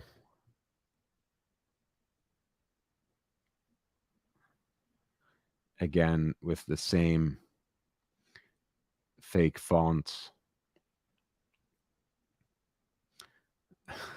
This is just getting better. Yeah, I don't know. Most of you haven't caught up with it, I'm sure, but I started today's show with a rant about the most recent episode of Talking Watches by Hodinkee with Adam Levine. So if you want to check it out at some point, you can always refer back to the first 20 minutes of today's show. Andrew L says, I ended up picking up 2 watches today. I think you sent me a picture of one of them on Instagram. I would like to know what the other one is, but congratulations. Wear them in great health, and I look forward to hearing more from you. By the way, they're still trending a little above or right around retail. This one is from this year, 29,500. I think it's a very cool watch. I mean, I love the micro rotor movements, all the pink gold details that match between the pusher, rotor, and the extra hour hand.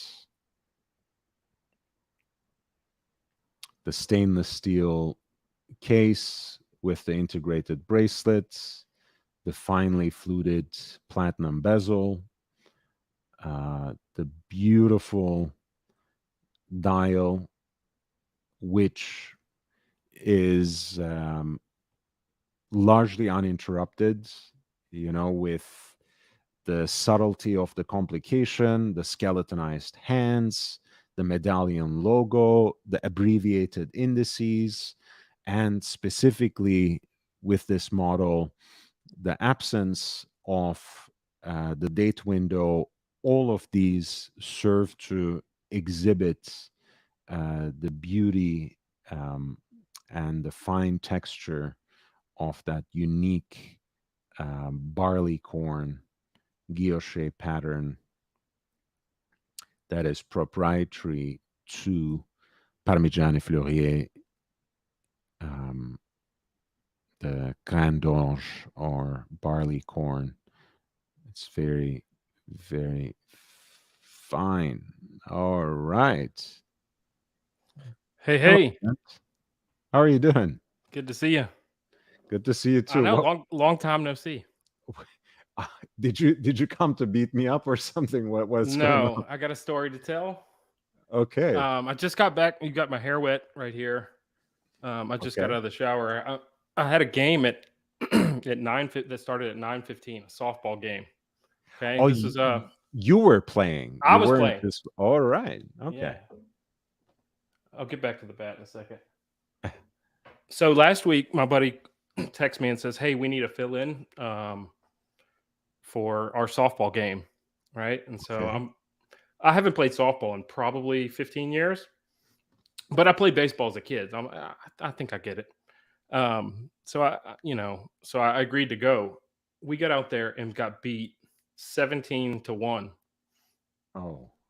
and I had a good time. It was fun, going out there and all of those things.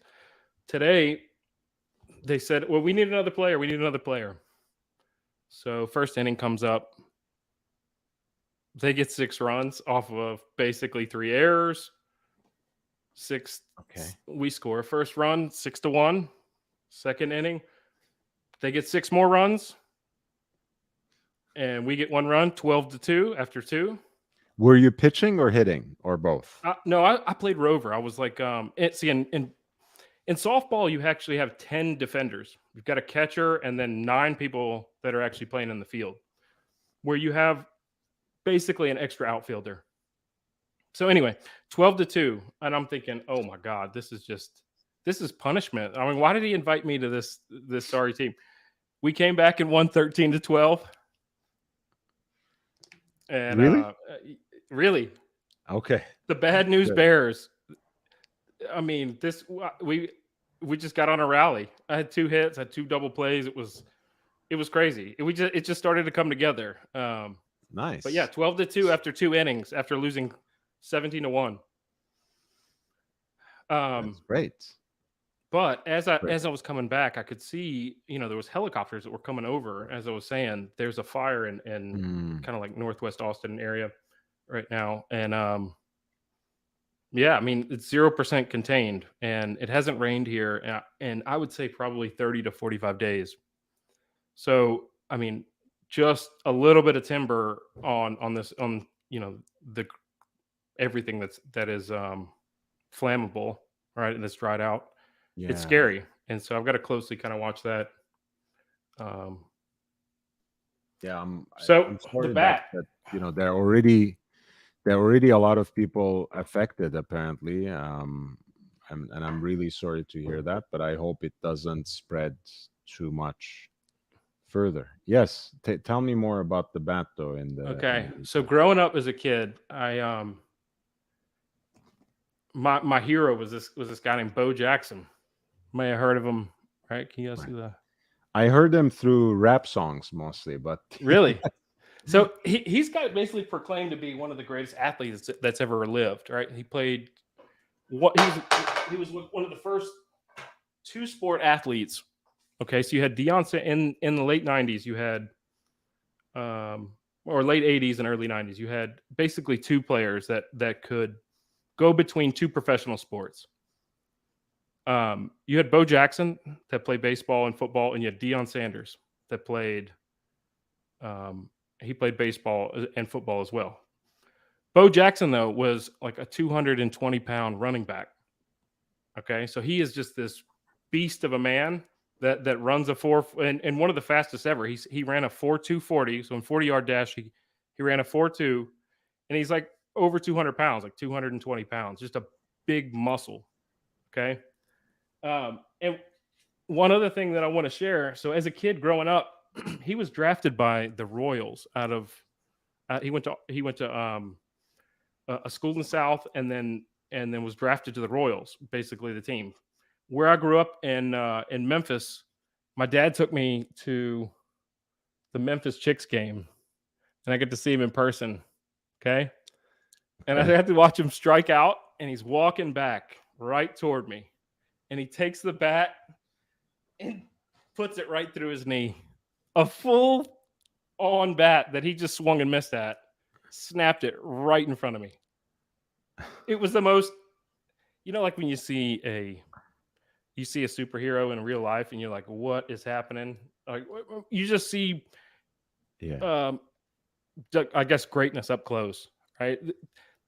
Human beings aren't made to be snapping those bats, right? That's what I was gonna say. I did have the pleasure of meeting one of my childhood heroes of all places in the cigar lounge I frequent Yeah. in Beverly Hills. Hmm. But he was basically midfield wizard, and he was a short guy. So the what impressed me in that encounter was how humble, warm, and personable, how friendly he was. Certainly, there was no demonstration of any physical feat. We were just smoking cigars and whatever else, which was beautiful. But it must be even more impressive to experience something like that. Especially when you're so young, right? To see someone break a baseball bat right in front of your eyes like that. That It must was be interesting. incredible. It was unbelievable. He had these legs like they were tree trunks, so he had these wide hips, and of course, his hip is what put him out permanently. But um, just a specimen. The arms. I mean, he looked like just molded from clay, and just to see the power in front of your eyes. It, it was an amazing sound and amazing sight. Man, that's very cool. Very cool. And does your bat have anything more specific to do with Bo Jackson, or? Well, it has his autograph. Oh, it does. Okay, So yeah, so we let have me see, our or let us see. In fact, okay. I don't know if is it backwards. Which way should I put it? Should I put it this way? Bo knows. Yeah.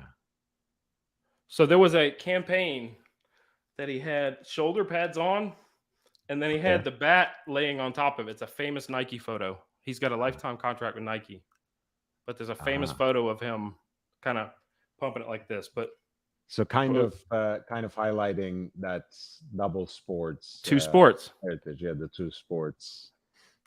Yes, let's see. Let's see if yeah, I can see that right here. Wait, let me pull up the. We can full Let screen me this, pull baby. up the picture. Wait, let me full screen you first. Oh yes, nice. Kansas City Royals. Right. And so their AA team was the Memphis Chicks in Tim McCarver Stadium. And this is the ticket. As I'm full screen, this is the ticket that my dad took me. Nice. From 1994. That's amazing. So yeah, cool to share those kind of things. And it went with the story today where I thought we were going to get pummeled again. And you know that these guys were chirping so hard when they're up 12-2. They can do no wrong. We can't make an out. There it is. Wow. Yeah. Cool. Bo Jackson. What a guy. Amazing. So he won the Heisman Trophy, I think in 1985, and played several years, was the #1 draft pick for the Oakland Raiders. He actually was about to get drafted by the USFL before. So the USFL was a competing football league that was going to draft him. And so he basically played one season of baseball. And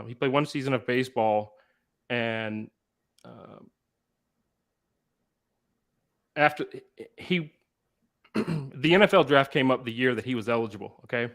And the team that was the worst team, I think they were either 0-16 or maybe 1-15, Tampa Bay Buccaneers. He did not want to go to basically get pummeled every week by a team that wasn't any good. So he played baseball for one season, and then he was in kind of like the next lottery draft, and the Oakland Raiders drafted him, and he played several years until kind of a fluke play came up, and he tore his hip off of the, out of the socket, like your shoulders kind of move like this, your hips also there, and had to get a full hip replacement. Chris, what's going on? Andrew L., congratulations on your watches. I'll stop talking so much, but no, go ahead, man. Yeah. So it's interesting, though. I mean, he kind of held out in a way. He was probably one of the first athletes that sort of had leverage because he was so good.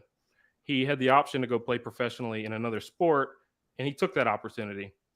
So it's amazing. I mean, nowadays you don't really see that. In fact, usually it's they get criticized. I remember, when Roy Jones tried to play like semi-pro basketball before his fights, he got criticized for it quite heavily because he wasn't taking it seriously. That there are a few players out there that I think may be able to do it.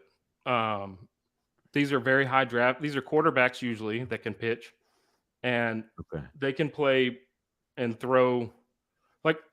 Like for example, Kyler Murray, I think when he entered the draft, he was a first-round pick, and he's the starting quarterback for Arizona Cardinals.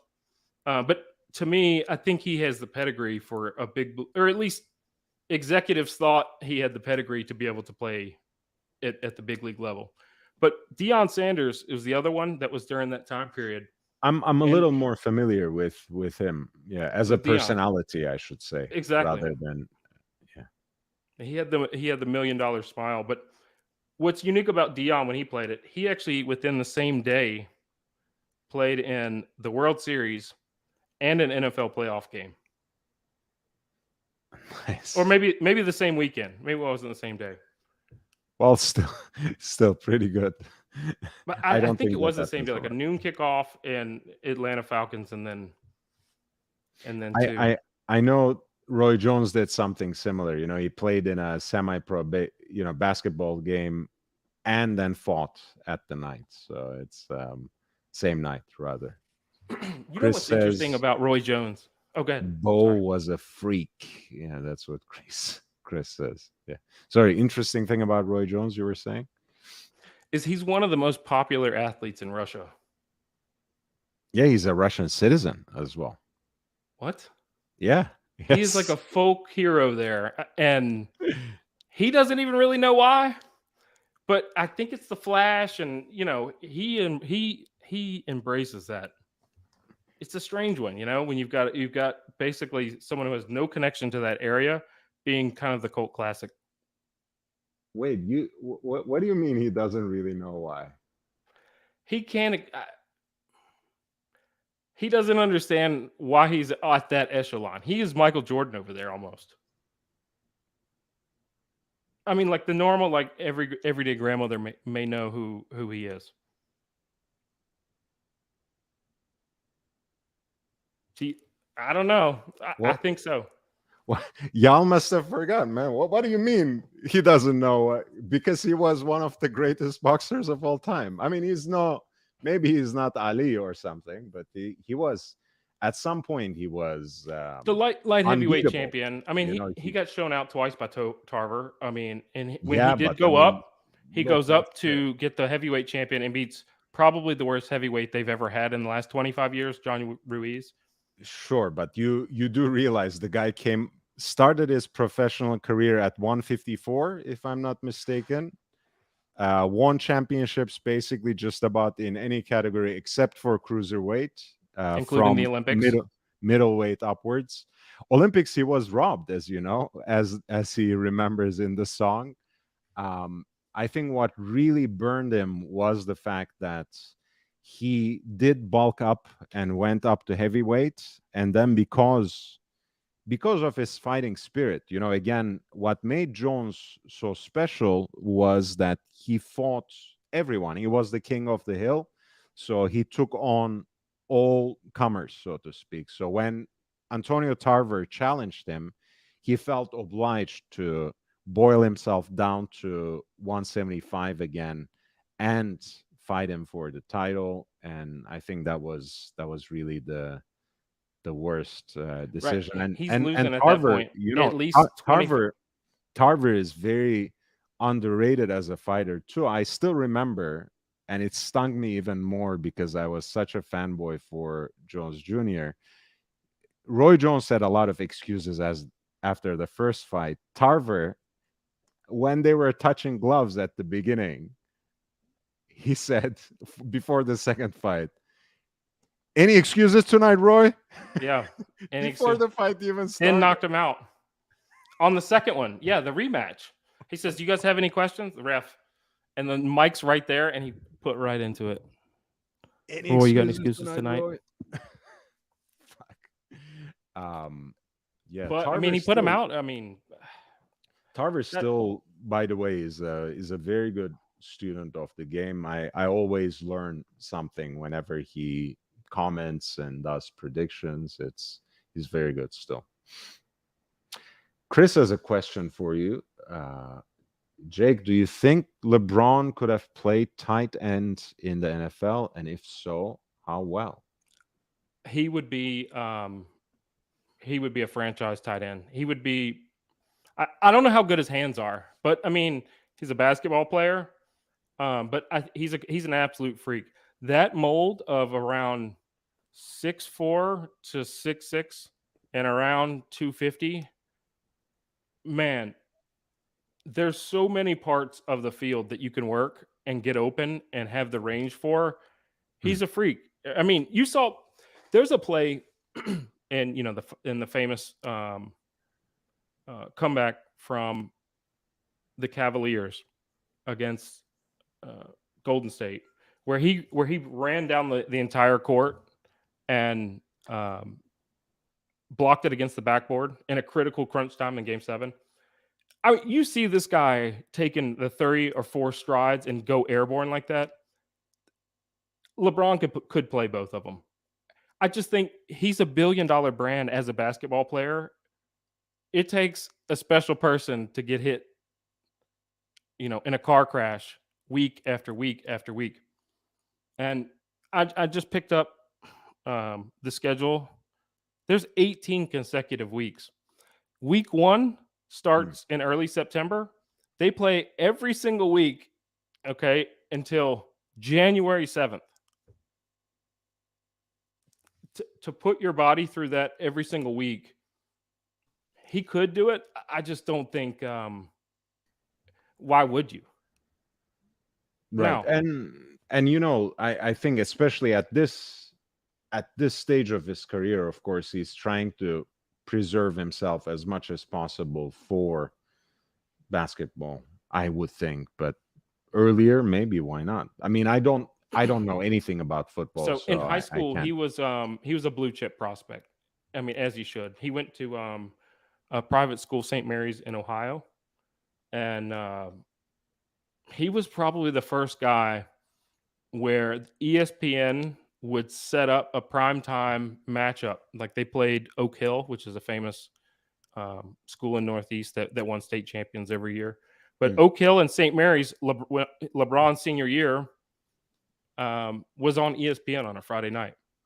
So he transcend that kind of athlete can transcend and play multiple sports. But And LeBron just went straight from high school to NBA, right? That's right.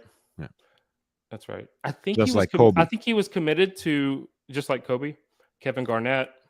There was a whole crop of them. What ended up happening though is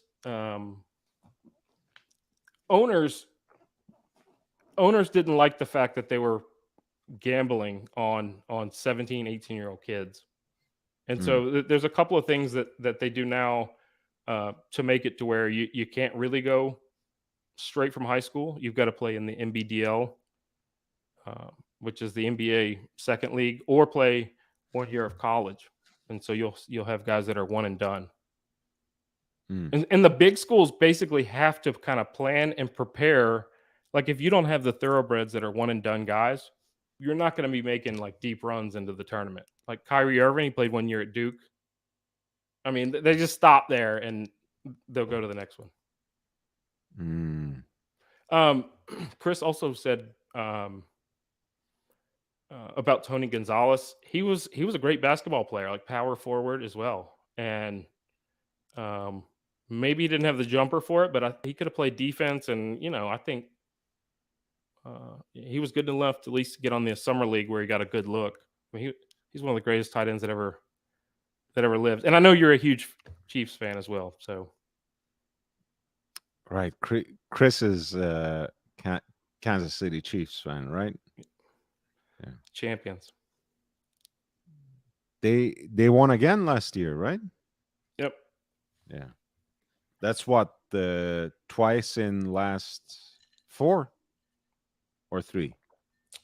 Yeah, they've got a dynasty. They beat the Bills every year, so I'm not gonna. We have the 16 seconds.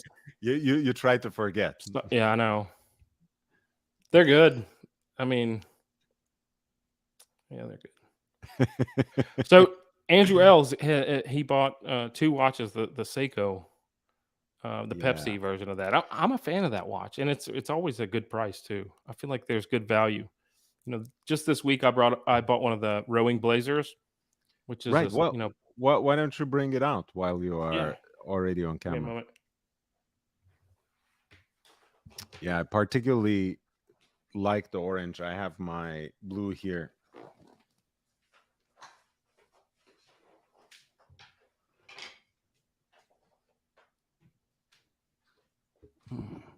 Mosey my way back over here.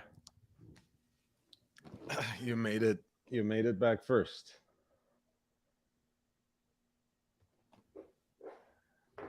Let's see if I can get the light on it just right.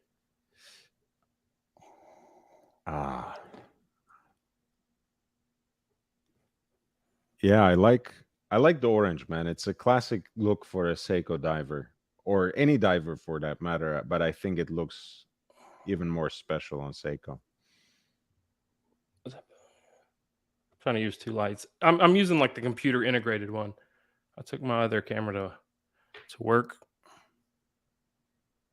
to close some dills. If you know what I mean. I Uh, unfortunately I do. I think that accent, in our space is kind of owned by the Sills. TPG character. Yeah. Yeah. This is my Oh yes. Seiko 5 Rowing Blazers. So a couple of things on this. A lot of the Seikos have kind of the aggressive bezel. I like that this one's, rounded off. There's beautiful. You've got the offset crown there. That's, kind of signature to the Seiko brand. On the Yep. NATO. On the NATO, and it's the Rowing Blazers NATO too. It actually has my initials chain stitched on the back as well, which is beautiful. Yeah. So the Rowing Blazers line, was collaborated with your friend Eric Wynn, and I think they just did a really nice job with it. I wanted to be part of it. I know there's only 800 pieces they made of each color, and I think they did a lot with it. The colors are out there, so they're nice, bright, bold colors, and they're fun. I don't blame you for taking the bracelet that it comes with off, especially if you're used to wearing something maybe nicer. But it does I think it does the job of Sure. let's see if I can get it to spin. It does the job. Let me put it on my wrist and we'll take a look. Oh, what's on your wrist tonight? Oh, nice. I am wearing, actually, since it's Speedy Tuesday, the Lamagna. I'm wearing the Lamagna. Oh, wow. That looks good. You always have the most tasteful straps. I got to get on your strap game. Yeah, this is the Lamagna with the CH27. That watch is just balanced so nicely.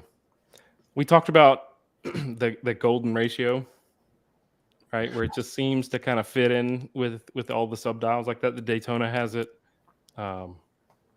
It's just the perfect alignment. Also, like classic 2-register chronographs have that almost as part of the design, of course, where you have like everything in that perfect alignment. Also, sometimes even in terms of the proportion vis-a-vis the crown too. And the great thing about the orange dial on this one, again, is not only the fact that it's a very classic color for a diver and for a Seiko diver specifically. It's also the original inspiration of the design this time around was a vintage Seiko diver that is in Jack Carlson's collection, and that dial was orange too. I'm trying to find it on Eric's Instagram. I think he posted a picture of it. But a true 40 millimeter, that fills out the wrist nicely. I love it. I love the color and kind of the funness of it, and you don't have to worry about a whole lot with it. So look, this is the original that JB just showed us. Well, sorry, this is the current one, Right. the Seiko 5 Rowing Blazers collaboration, which has also one of my favorite elements is the sweep center seconds that has that buoy kind of design, Pattern. right, which fits with the nautical theme. Of course, it's usually called candy stripe in their thing, but anyway, this is the original diver that gave inspiration to it, in terms of the color scheme and the design of the hour markers. Yeah, I think orange one makes absolute sense. Honestly, I can't deny its appeal. So this is not that's not the same watch I have though. The one you're showing. No, this is the original. Okay, the original Jack, Seiko, the Orange Monster. Yeah. no, not the Orange Monster. Oh, This is the vintage It's small enough. 6106 Seiko diver that Jack Carlson has in his collection. That was the inspiration for the series, which they transformed then to what you're wearing now. Right. A couple of differences. I mean, the seconds hand that's running there, open case back in this one, whereas the original had a closed case back, which is a significant difference. And of course, the case shape here is a little more streamlined, let's say, even though it does take that turtle-like inspiration with the crown at 4 o'clock of the Seiko 5. This one is a little more like oval or even egg-like, and I think the original also has an inner rotating bezel, whereas this has just become the minutes and seconds track in the new version. I like them both for different reasons, honestly. I think this was a great design too. But Chris has a great question here. Let's attend to this. Thoughts on DD40 in white gold, olive dial, and also baguette diamond dial, white gold, date 40. Now the date, man, this is a fantastic watch, and thank you, Chris, by the way, for $8.99 in New Zealand dollars. It might be the way my minds got stuck at the anniversary day dates, which was the Everrose with the olive dial. So for me, that kind of that dial, that olive dial, somehow I associated always with the pink gold day dates, which is not fair, honestly, because it looks just as gorgeous in white as it does on the 60th anniversary. But let's pull up what we are talking about here. 40 start, white gold, bezel, and there we go. This is it. What do we think? What do you think? It's a hard yes for me. An automatic yes. The only way that you're going to get this kind of look when you've got a presidential bracelet outside of the platinum, right? You get this soft now white gold color. I like all the dials. He talked about the diamond dials. I'm a fan of the diamond dials, especially Rolex diamond dial, and the way that they select, the best cut, the best color that your eyes have seen. So, are these indices here diamonds they've selected for the markers? No, but he was mentioning that there's also one of the options he's considering is a baguette diamond set dial as well. These are applied Roman numerals. Right. This is the first option that he has with the olive dial, which was first introduced at the 60th anniversary. I think the baguette diamonds are an option for this black sunburst. There's also a silver sunburst and the meteorite with the diamonds as well. I say all day with the diamonds. All day with the diamonds. There's a couple of things that I'm gonna say, and if you're considering a watch with Roman numerals, it may bother you as well. But when you've got Roman numerals that are showing, the fact that the 4 is not an actual 4, I probably won't own a watch that has that. It balances it better. It looks better, but the fact that I know it's wrong is a little bit of a problem for me. And so if That's you flip that's why they say ignorance is bliss. exactly.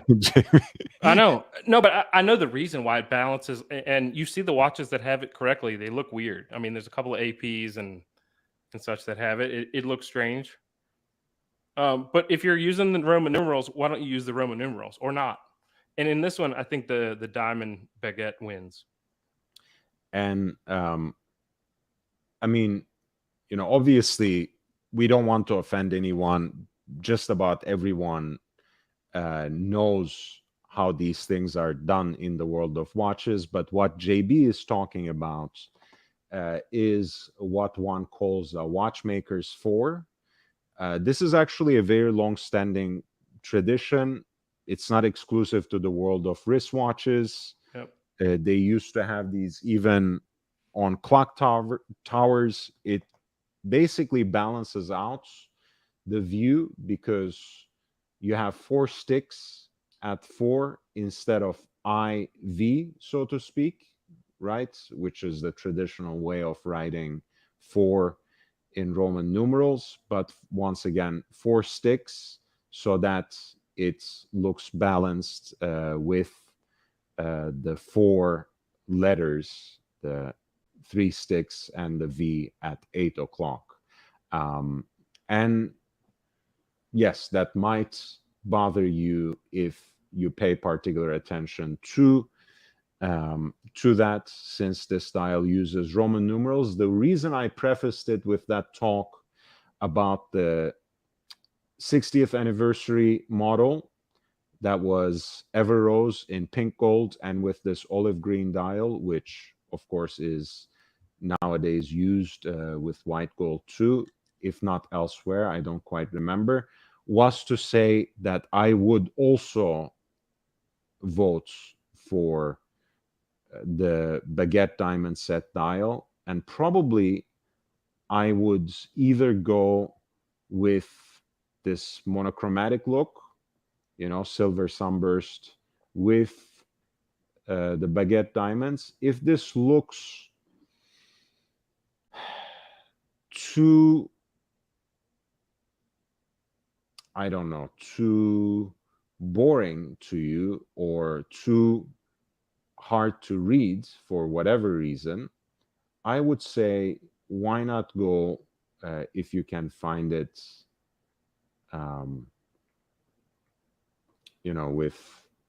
with the black too, because this is a different kind of black than you see, of course, on most Rolex professional watches, with that soleil detail, with that sunburst finish. And I think it's an interesting look for the day date. It doesn't look like any other day date, honestly.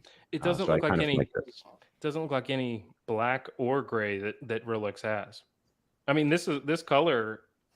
I mean, it's almost like the kind of got the texture of like the OP, but a lot of the Daytonas. I mean, there's not many of these where it's kind of just absorbing or deflecting the light, where you're not seeing kind of the finish as you look at it. As the light's kind of just swirling around the front of it. In the Daytona, when you look into the black, it's just like kind of a black hole, right? And there's something kind of elegant about that, because you've got always gold markers that are there. So I'm a fan of diamonds on the dial, and yeah, this one's beautiful. This isn't going to have the heft and the weight of the platinum, and it's also going to be not as flashy. I think that's why I gravitated, by the way, towards the black dial, because the silver in person, it might be perhaps more impressive. Maybe it's not as um, washed out as well. That's just a rendering. Maybe it's a little more legible in real life. Um, I think the olive green is a little more flash, and it's not unwelcome, right? After all, even though this is a day date and pretty recognizable, it's also a white gold day date, so it's a lot more subtle than um, the classic yellow gold or pink gold. So olive green might be a choice for that reason. Black dial I like because again, it's so elegant, it's so striking, especially with those baguette diamonds on the dial, but it looks like this is not the watch that anyone would visualize in their mind when they think of the Rolex day date, of the so-called president. And therefore, I think it's extremely cool because it's so unusual for what is otherwise one of the most recognizable watches on the planet. This is on their top tier. I mean, this white gold, this is for sure in their top echelon of watches. Professional line. This it doesn't get much better than this in the Rolex line, in my opinion. Yeah, I mean, again, sports watches, of course, have their own ball game, so to speak. No, no pun intended. But there's something quite striking about a day date, um, and I think uh, white gold and platinum versions are, in a way, because they're so unusual. For me, they're a little bit cooler. Um, I think again, I for these watches and especially in white gold, I don't necessarily see the appeal of the meteorite dial here. Again, maybe too monochromatic for my taste, but I think you know the black dial especially looks just so cool and so unexpected for this kind of watch. So you mean to tell me that the meteorite one does not look like a cat started scratching themselves all the way across it, like the door frame? I don't like cats to begin with, so Right. no, I mean I'm just joking. I like all animals practically, but yeah, I agree. I think in person, certain striations and patterns in meteorite dials can be very attractive. I think the way Rolex does them, uh, it's kind of subtle and perhaps too subtle for my liking. Rolex usually goes for the most muted and conservative thing that they can do, except when they go apeshit crazy like a rainbow Daytona or something. Right. Um, but I like the way that some other brands, treat galvanically their meteorite dials and use like, black, which brings out those striations, use blue, which brings out those colors. I really, really like that a little bit more. On the white Chris, on this white gold sorry, go ahead. item, just to keep going on this one. If you look at the actual diamonds that Rolex has selected here, there's more nuance than meets the eye when you're looking at it from this far away. The fact that the 3, 6, and I mean that the 6 o'clock and the 9 o'clock are 15 to 20% fatter and wider and longer than every other indice. It Hmm. brings you to the center where the hands are, right? And once you start looking at the hands, the day and the date with the Cyclops, this is a winner. This is a winner for sure. But there's more going on here, with the sparkle of the black here and with the different sizes of the diamonds. The diamonds that they select, it's amazing. And if you see most other diamond dials that you see for Rolex, they're usually the exact same for each marker where they're there.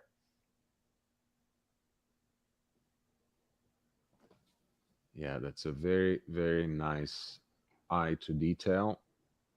JB. Chris has another question, again, day date related, so we can continue on this same path. 3449 New Zealand, thank you so much. Pink gold day dates favorites. Immediately when I saw this, I thought white dial. I think the rose gold from that Rolex makes is a color and a tone that needs to kind of show off. Oh yeah, yeah. And so For you just sure. let it cook with a white dial, and you let the color and the shine and the rest of the materials of the fluted bezel Mm, of the sign crown. It speaks for itself. You don't have to do anything more with craziness of the dial. It's already there mm. with the materials that are used. So the rose gold one steps up. Now, this is way more flashy, right? I mean, Yeah. I wear a gold Daytona quite often. I'm very, very aware of it coming out of my cufflink. Okay. Um, it's on me. I mean, in certain settings, you're not thinking about that. This is a flashy watch, even in a setting that is formal, but it's the best watch in the room. There's nothing. Who's gonna even if you bring a yellow gold up next to it, right? This is it. The reason, the thing I like about the day date 40 in Everrose is that it makes what is already quite rare and covetable even more obnoxiously out there, right? Everything I was telling to extol the virtues of white gold in the day dates, you can kind of say in reverse about the Everose, about the pink gold version, because here you have something that is even more showy than the traditional yellow gold. The modern day date has the 40 as an option, so it is larger. Uh, the vintage and neo vintage day dates are exceedingly rare in pink gold and white gold. So to get them in the modern is, for that reason, a nice advantage.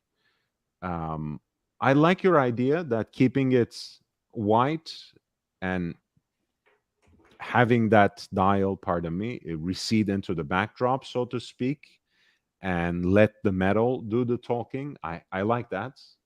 I do, however, I do like, again, I like the 60th anniversary combination, olive green and Everrose. I think it's beautiful. Looks even better in person. Yep. Um, the chocolate sunburst, sunburst brown, again, predictable, but also quite beautiful. Applied Romans, I really like, despite JB's, rightly placed criticisms, even against the watchmaking tradition. I really like these applied Roman numerals. Um, I think the wild card here for me is once again the baguette diamonds. This could be very cool, much more legible than the monochromatic take on the white gold, at least at first glance. Um, if you like it, I'm not a huge fan of this dial, but the Eisenkiesel is a rather popular selection, and I think not only due to its rarity, it's a mystery to me, but some people genuinely like it. It reminds me of that weird substance that Metallica used in their cover for Load, aptly named. Um, but Yes, this actually is the wild card here. It also has the baguette diamonds and the unique semi-precious stone dial. What do you think, JB? Do you like any of the options that I presented on? Load. That's my opinion. This is amazing. I've never seen one in person though. I've only seen pictures. It's got a cool marble look though, and I'm down with it. But Uh, this is like almost unobtainium to me. I mean, is Chris this on? says, oh, say it again. Is this even in their catalog? It is. Well, I mean, a lot of the stuff that's off catalog also doesn't show up in the on the page, but you're absolutely right to say that because it is quite rare. I know. Well, El Profesor sent me some pictures of this. I've never seen it with my own eyes either.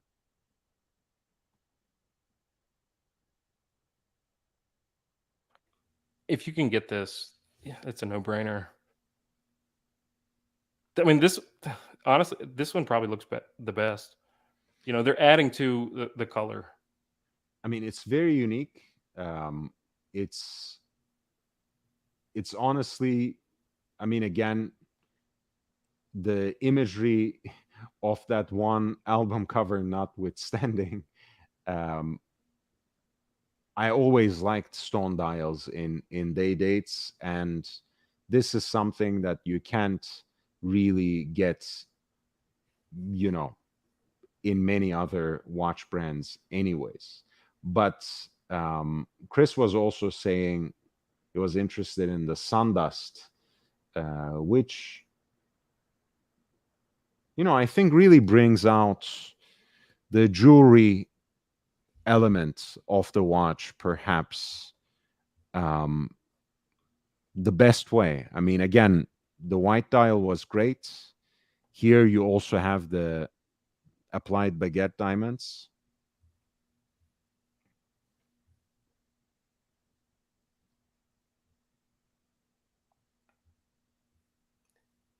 Yeah, this one's not for me. I've seen it. I've seen this one in person. Hmm. It's I think it complements the rose gold nicely, but you could do more with it. This doesn't move the needle. However, the orange one they came out with most recently, now that's something to go after. Yeah, I think, honestly, I don't know. I mean, Day Date 40, I don't think it will ever, in real life, would strike anyone as a feminine watch. Don't take me wrong.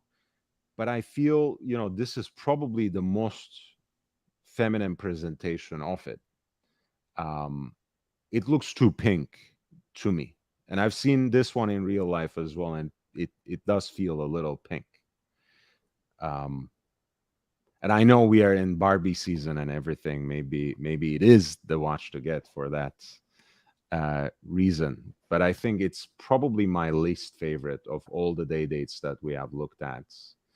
Um, I think I rest my case with the olive when it comes to the pink one. That is my absolute favorite. If you were to choose one favorite of each, which one? So with the pink, what do you choose, JB? I'm going white. I'm standing by it. Yeah, by your first choice, the white dial with the applied romance. Let the metal do the talking. JB said, I I think this is a supremely elegant watch, so I can't say much of anything against it, though my choice is the 60th anniversary combination, olive green on Ever Rose DD40. And Going back, one thing to point out yeah, on the white is the white, if I'm not mistaken, kind of is almost like a flat paint, right? Whereas all the others are almost like sparkling. So the light on this one gets reflected and instead of absorbed. But you don't see, like if you did a wrist roll, you don't see the pop and the shine from the dial, right? You let the fluted bezel and the president bracelet do the talking. I think the white is a lacquered dial. You're right, and like you said, except for the Eisenkiesel, which is stone, um, every other one is practically a sunburst um, finish. So you're right; it does stand out for that reason, and I think it stands out in its elegant simplicity more than anything. So this is a pretty strong choice. I'm not contesting that, even though I stand by my olive green choice. And with the white gold, JB, what is your Diamonds. one and only? And I, I which, would I would go the black with the diamonds. To yeah, me, this one stands out. yeah, And I mean, the platinum that have the same like diamond setup is maybe the best one they have, but it comes with the platinum look and feel as well, mhm. right? Yeah. I mean, I understand the appeal, right? The additional heft, um, the colder look. I mean, gold, even white gold, with its rhodium plating and everything, has a characteristic warmth to it. Um, Platinum is a very specific look. I think if you have the eye for it, I know a lot of people criticized Rolex for bringing out the fluted bezel for the platinum, which took away the distinctiveness of the white gold, presumably. But I think the white gold is actually, I don't know. I find it more fitting to the spirit of the day dates, all things considered. I, Platinum Daytona to me, that's another thing. I think that's probably the best watch they have in the catalog. That being said, I think to me the white gold day date has more appeal, and I do agree with you. I think the black dial here with the baguette cut diamond indices really stands out in a very special way. So Chris pointed out that he can't unsee the indices that I showed on the Roman numerals. I Good know. job. I'm spreading the but you know what? I'm younger than all the other folks that like this. And I know the difference, okay? I know I know why they do it and it makes sense. Yeah, look, I mean, I think it's important to point those things out and let people come to their own decisions. I mean,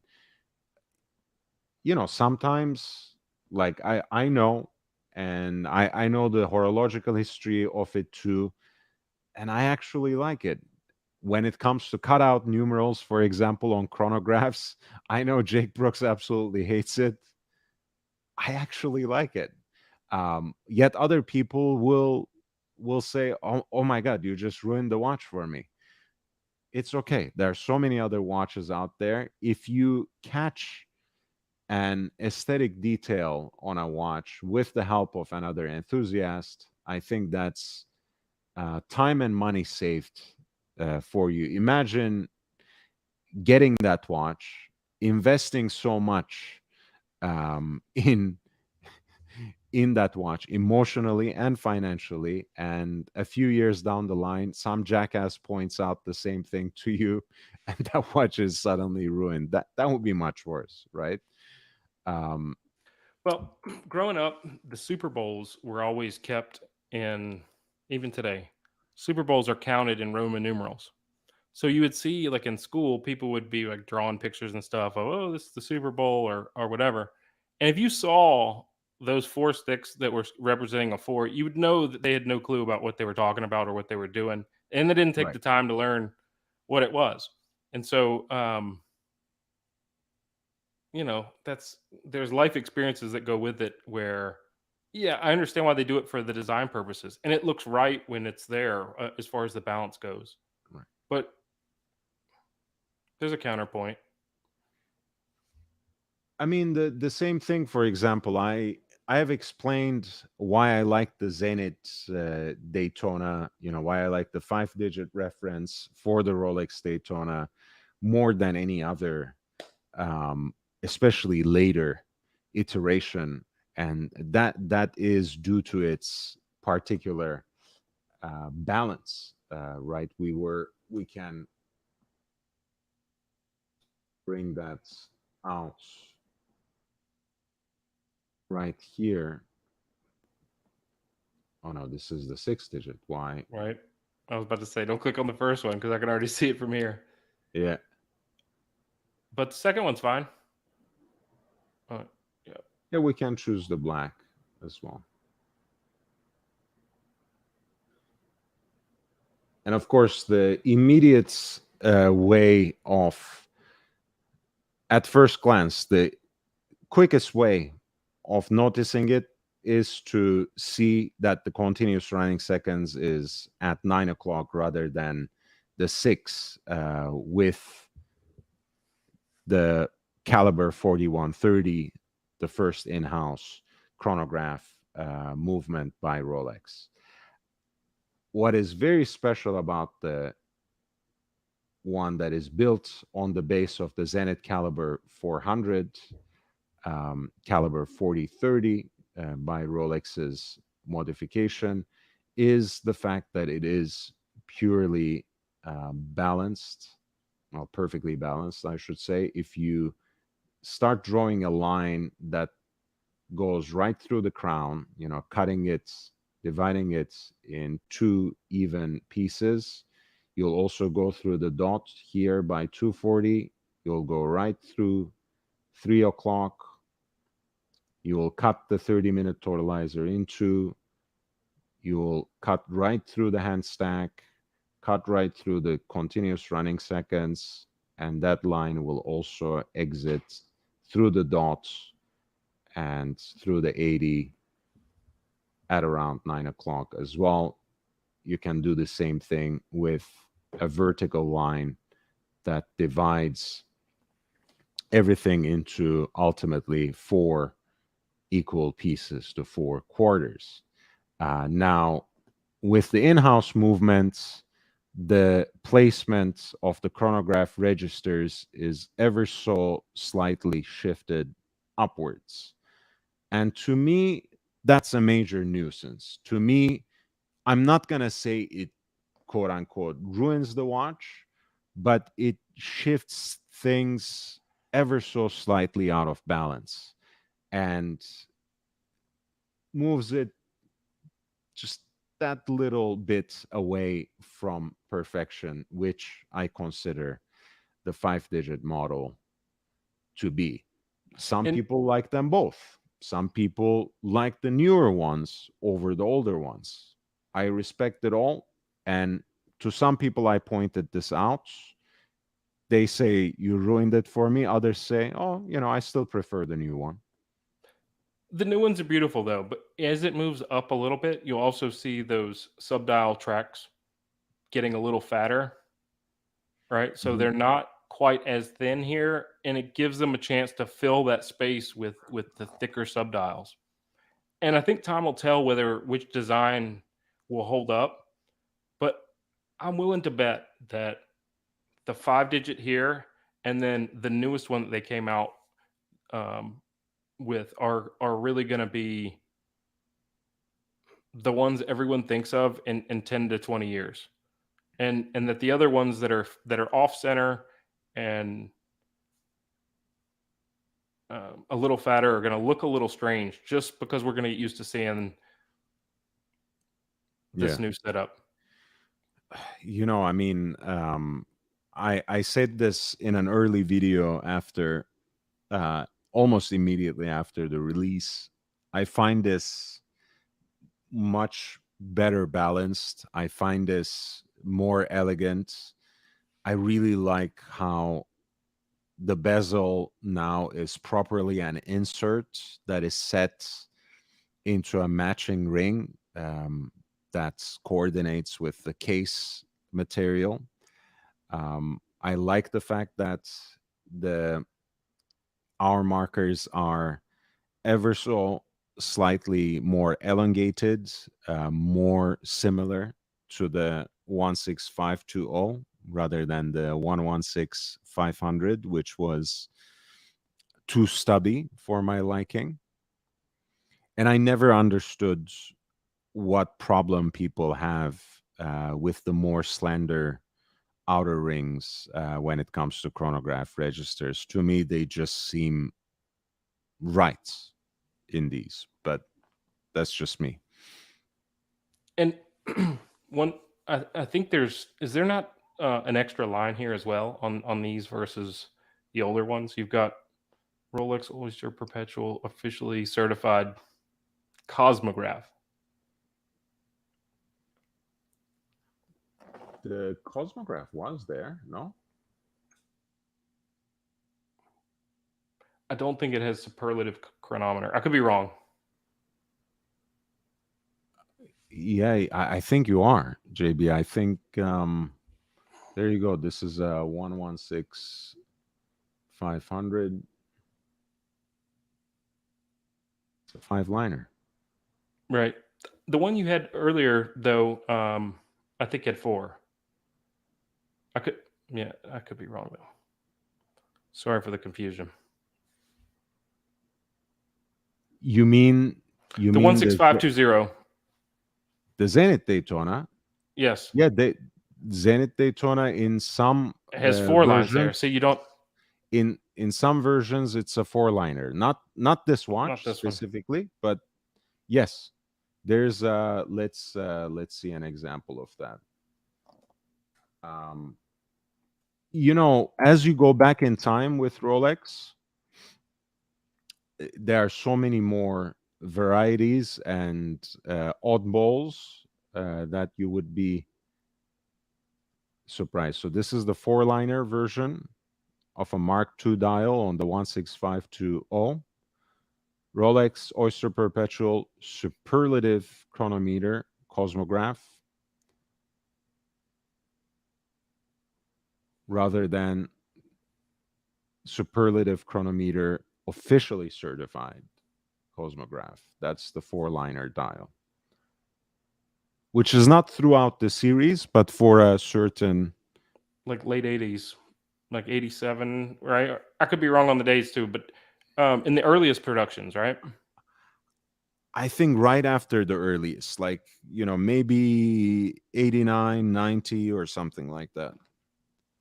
I can't give you the exact year, but probably someone out there has, Right. you know, specified the serial number range, which is Right. much more specific than any year that you can give to this. And you'll see some variety too on the bezel where you got 400 is like the biggest number, right? You'll see some of the rarer ones that will have lower numbers there.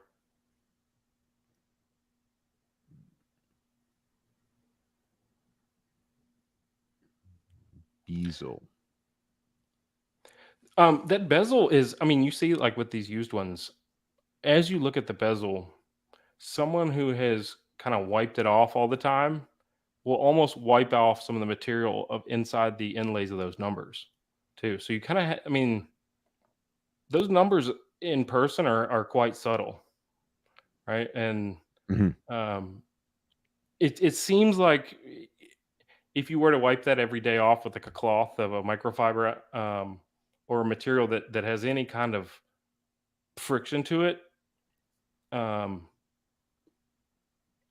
do think you would get more wear on this, and it shows, right? Because you don't have, and not even with microfiber or polishing cloth, you know, it, I mean, I have that experience from my Polar Explorer 2, right? 16570, where the fixed 24-hour bezel is filled in the same way, and it wears off. It can wear off from the cuff of your shirt over the years. It is what it is, It in the is. sense that you either embrace that as a particular way in which your watch ages, or you just source a period correct bezel, stash it away, and if you genuinely get irritated by the way it wears off over the years, you get it replaced with the one you put away. Now, I look at this watch, and immediately when I look at these watches online and just kind of search around on them, I'm immediately looking at the quality of that bezel. How good do those numbers look? How black are they? Uh, Yeah. my second choice, the second thing I look for is right where the pushers are, in between the pushers and the crown. You need to see fatness right there. You don't want to see matchsticks. You don't want to see horns. It should look a little fatter than you see here. And what's also cool about the Zenith Daytona, and after this point, you see polish on kind of the horns of the lugs that are coming off of here. You have a brushed finish there.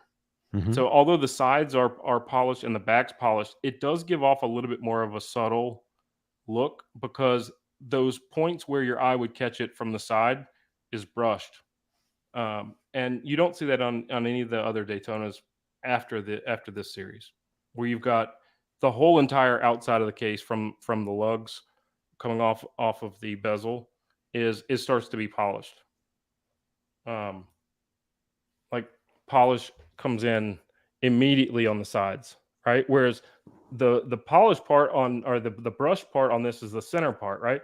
But in the Zenith Daytonas, this part right here that's coming and the outside lugs that are coming off is brushed. Now this one has been polished and the bracelet's been polished, so it's not a good example. They did the opposite of actually how it comes out of the factory. Actually, early examples of the Zenith Daytona, like the first series, have an all brushed Oh, bracelet. So this seems period correct, okay. not necessarily in best condition, but the stainless steel Daytonas, right around 1990, became the first, Rolex professional stainless steel pieces to get those polished center links, actually. And I think it looks great on the Daytona. I mean, with the Submariner, it would never fit, if you ask me. Even with the GMT Master 2, I'm of two minds about it. But I think with the Daytona, it just, clicks the right gear.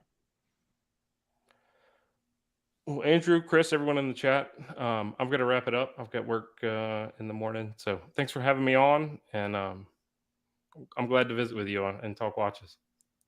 Oh man, it was amazing. Thank you for coming in and talking sports and watches with me. My pleasure. Take care, everyone. Take care, Jake Brooks. All right, we had the famous Jake Brooks with us. Thank you for dropping by. Thank you for helping me carry the conversation, and also thank you for your takes in response to Chris's questions as well about white gold and pink gold, white gold and Everrose day dates. Our two options were quite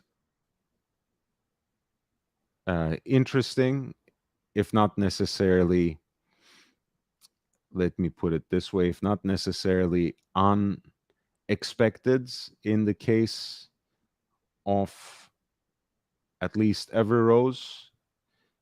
To be honest, my response to the Everrose was entirely predictable. I went with the olive green dial.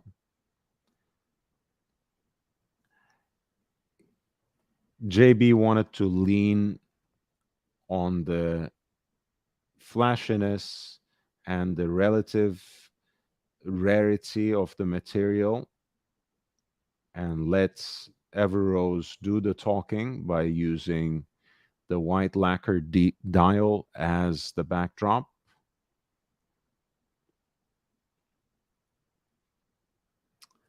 With the white gold version, I think you are going a little bit more off the beaten path. And even though I like the olive green dial with all its associations to the 60th anniversary, I much prefer the black dial, the sunburst or starburst, you might say, black dial with applied baguette cut diamond indices. I think that is a very unique look. It's probably one of the most unusual day dates you can pick.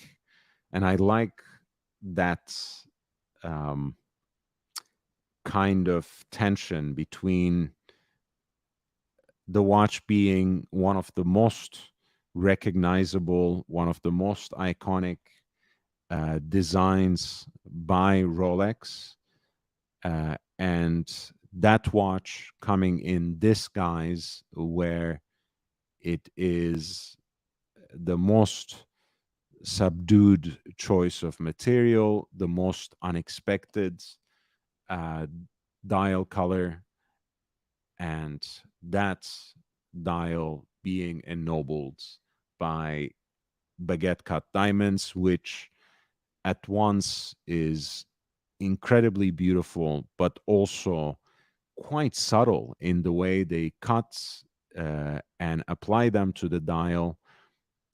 At first glance, before you catch the angles on it, it just looks like the luminous sticks they sometimes use.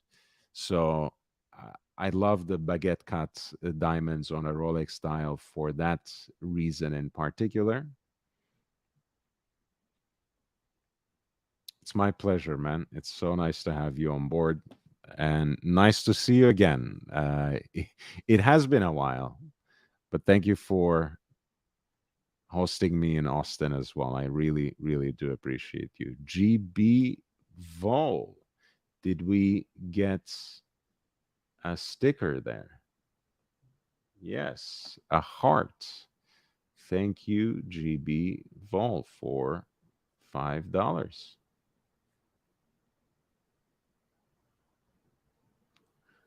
I appreciate you, genuinely.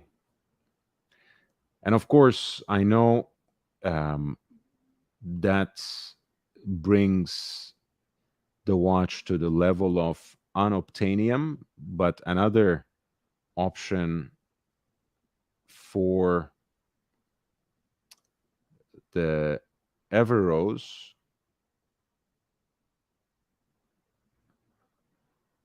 which is almost impossibly rare, I have never seen it in person, is the Eisenkiesel dial, this um, semi-precious stone dial, which is largely black, but with very distinctive fire red striations. Very unique look. And I think it actually goes quite well with the pink gold case. I think, pardon me, it's also an option with the platinum as well, though not with the white gold. Let me see.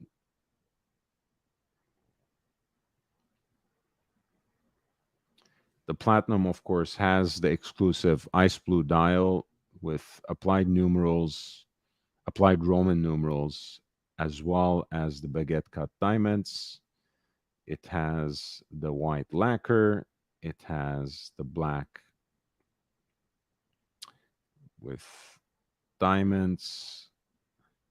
does have the meteorite.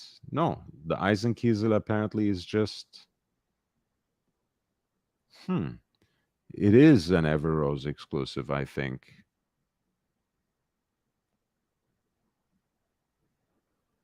Is it offered in with any other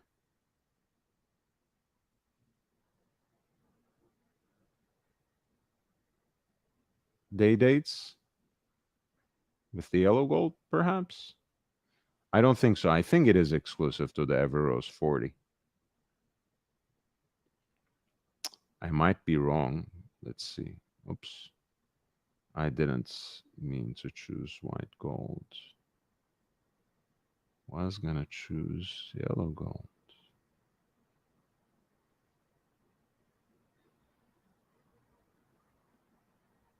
Yeah, that's right.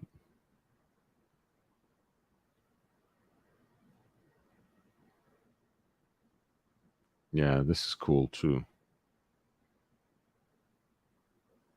Yeah, I can't deny it, man. There's something about a yellow gold day date for sure. I still prefer some of the white gold and pink gold examples we went through, but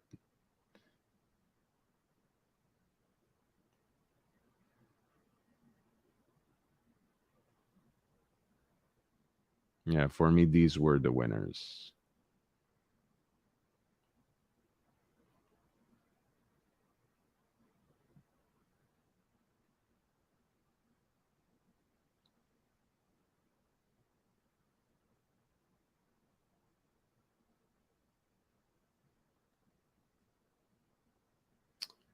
JB says, with the rose gold, there's a reason the Yacht 40 is only offered with this material on Oyster Flakes. That's right. Yes, the yellow gold and white gold are in 42 millimeters exclusively, and the Everose is in 40 and 37 on Oyster Flex. That's right. If you want white golds, here is a 42 for you. That's true. All right, guys, I think I am going to close in a couple of minutes. Please hit the like button. It really helps for a small channel like mine. I am going to be coming back probably on Thursday. Tomorrow I might run an early show, but I'm not going to be here at night. I want to highlight again my friends at Steel Buffalo Motors who are opening their shop, opening their home to me on Sunday, the 13th, and hopefully every Sunday from now on. We are going to do it at 1 p.m. next Sunday.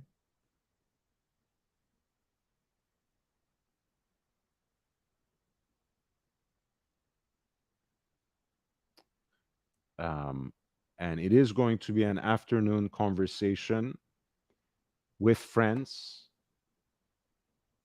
smoking cigars and just talking about anything and everything, mostly about nothing, or about life in general. I really look forward to it. My friend Ben will most certainly be there, possibly some others. So that's why I am featuring their logo and branding from now on.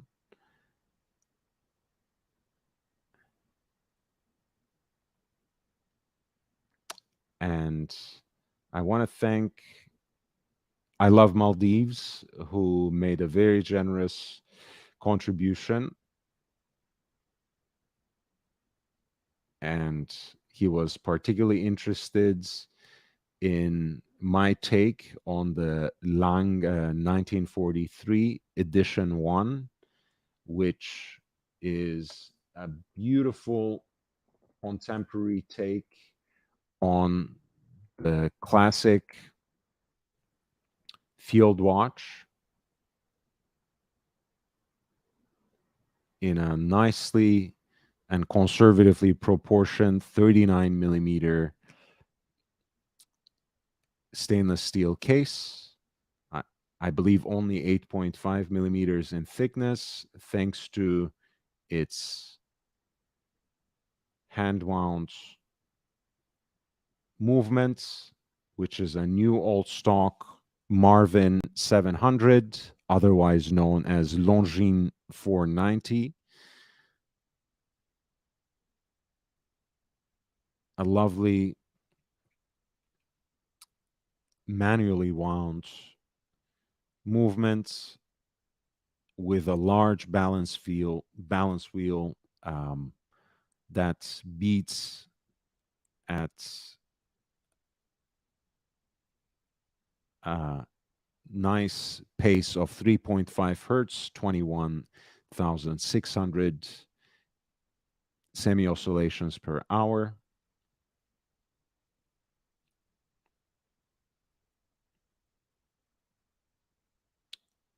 I think it's a beautiful watch, very sporty, but also with the classical edge that is associated with the so-called Dirty Dozen vintage field watches.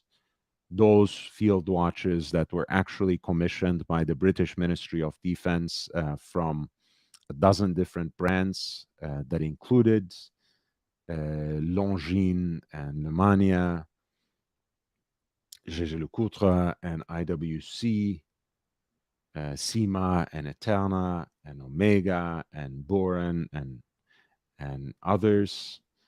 I think this design brings everything together so well in a slightly modernized package with all the durability and usability associated with it. 50 meters of water resistance is not so bad either. And I like the price point as well at 3,500, 3,500 euro. And as you can see, with its classical proportions, it doesn't feel out of place at all in a slightly more elevated setting as well, even though it is a tried and true field watch.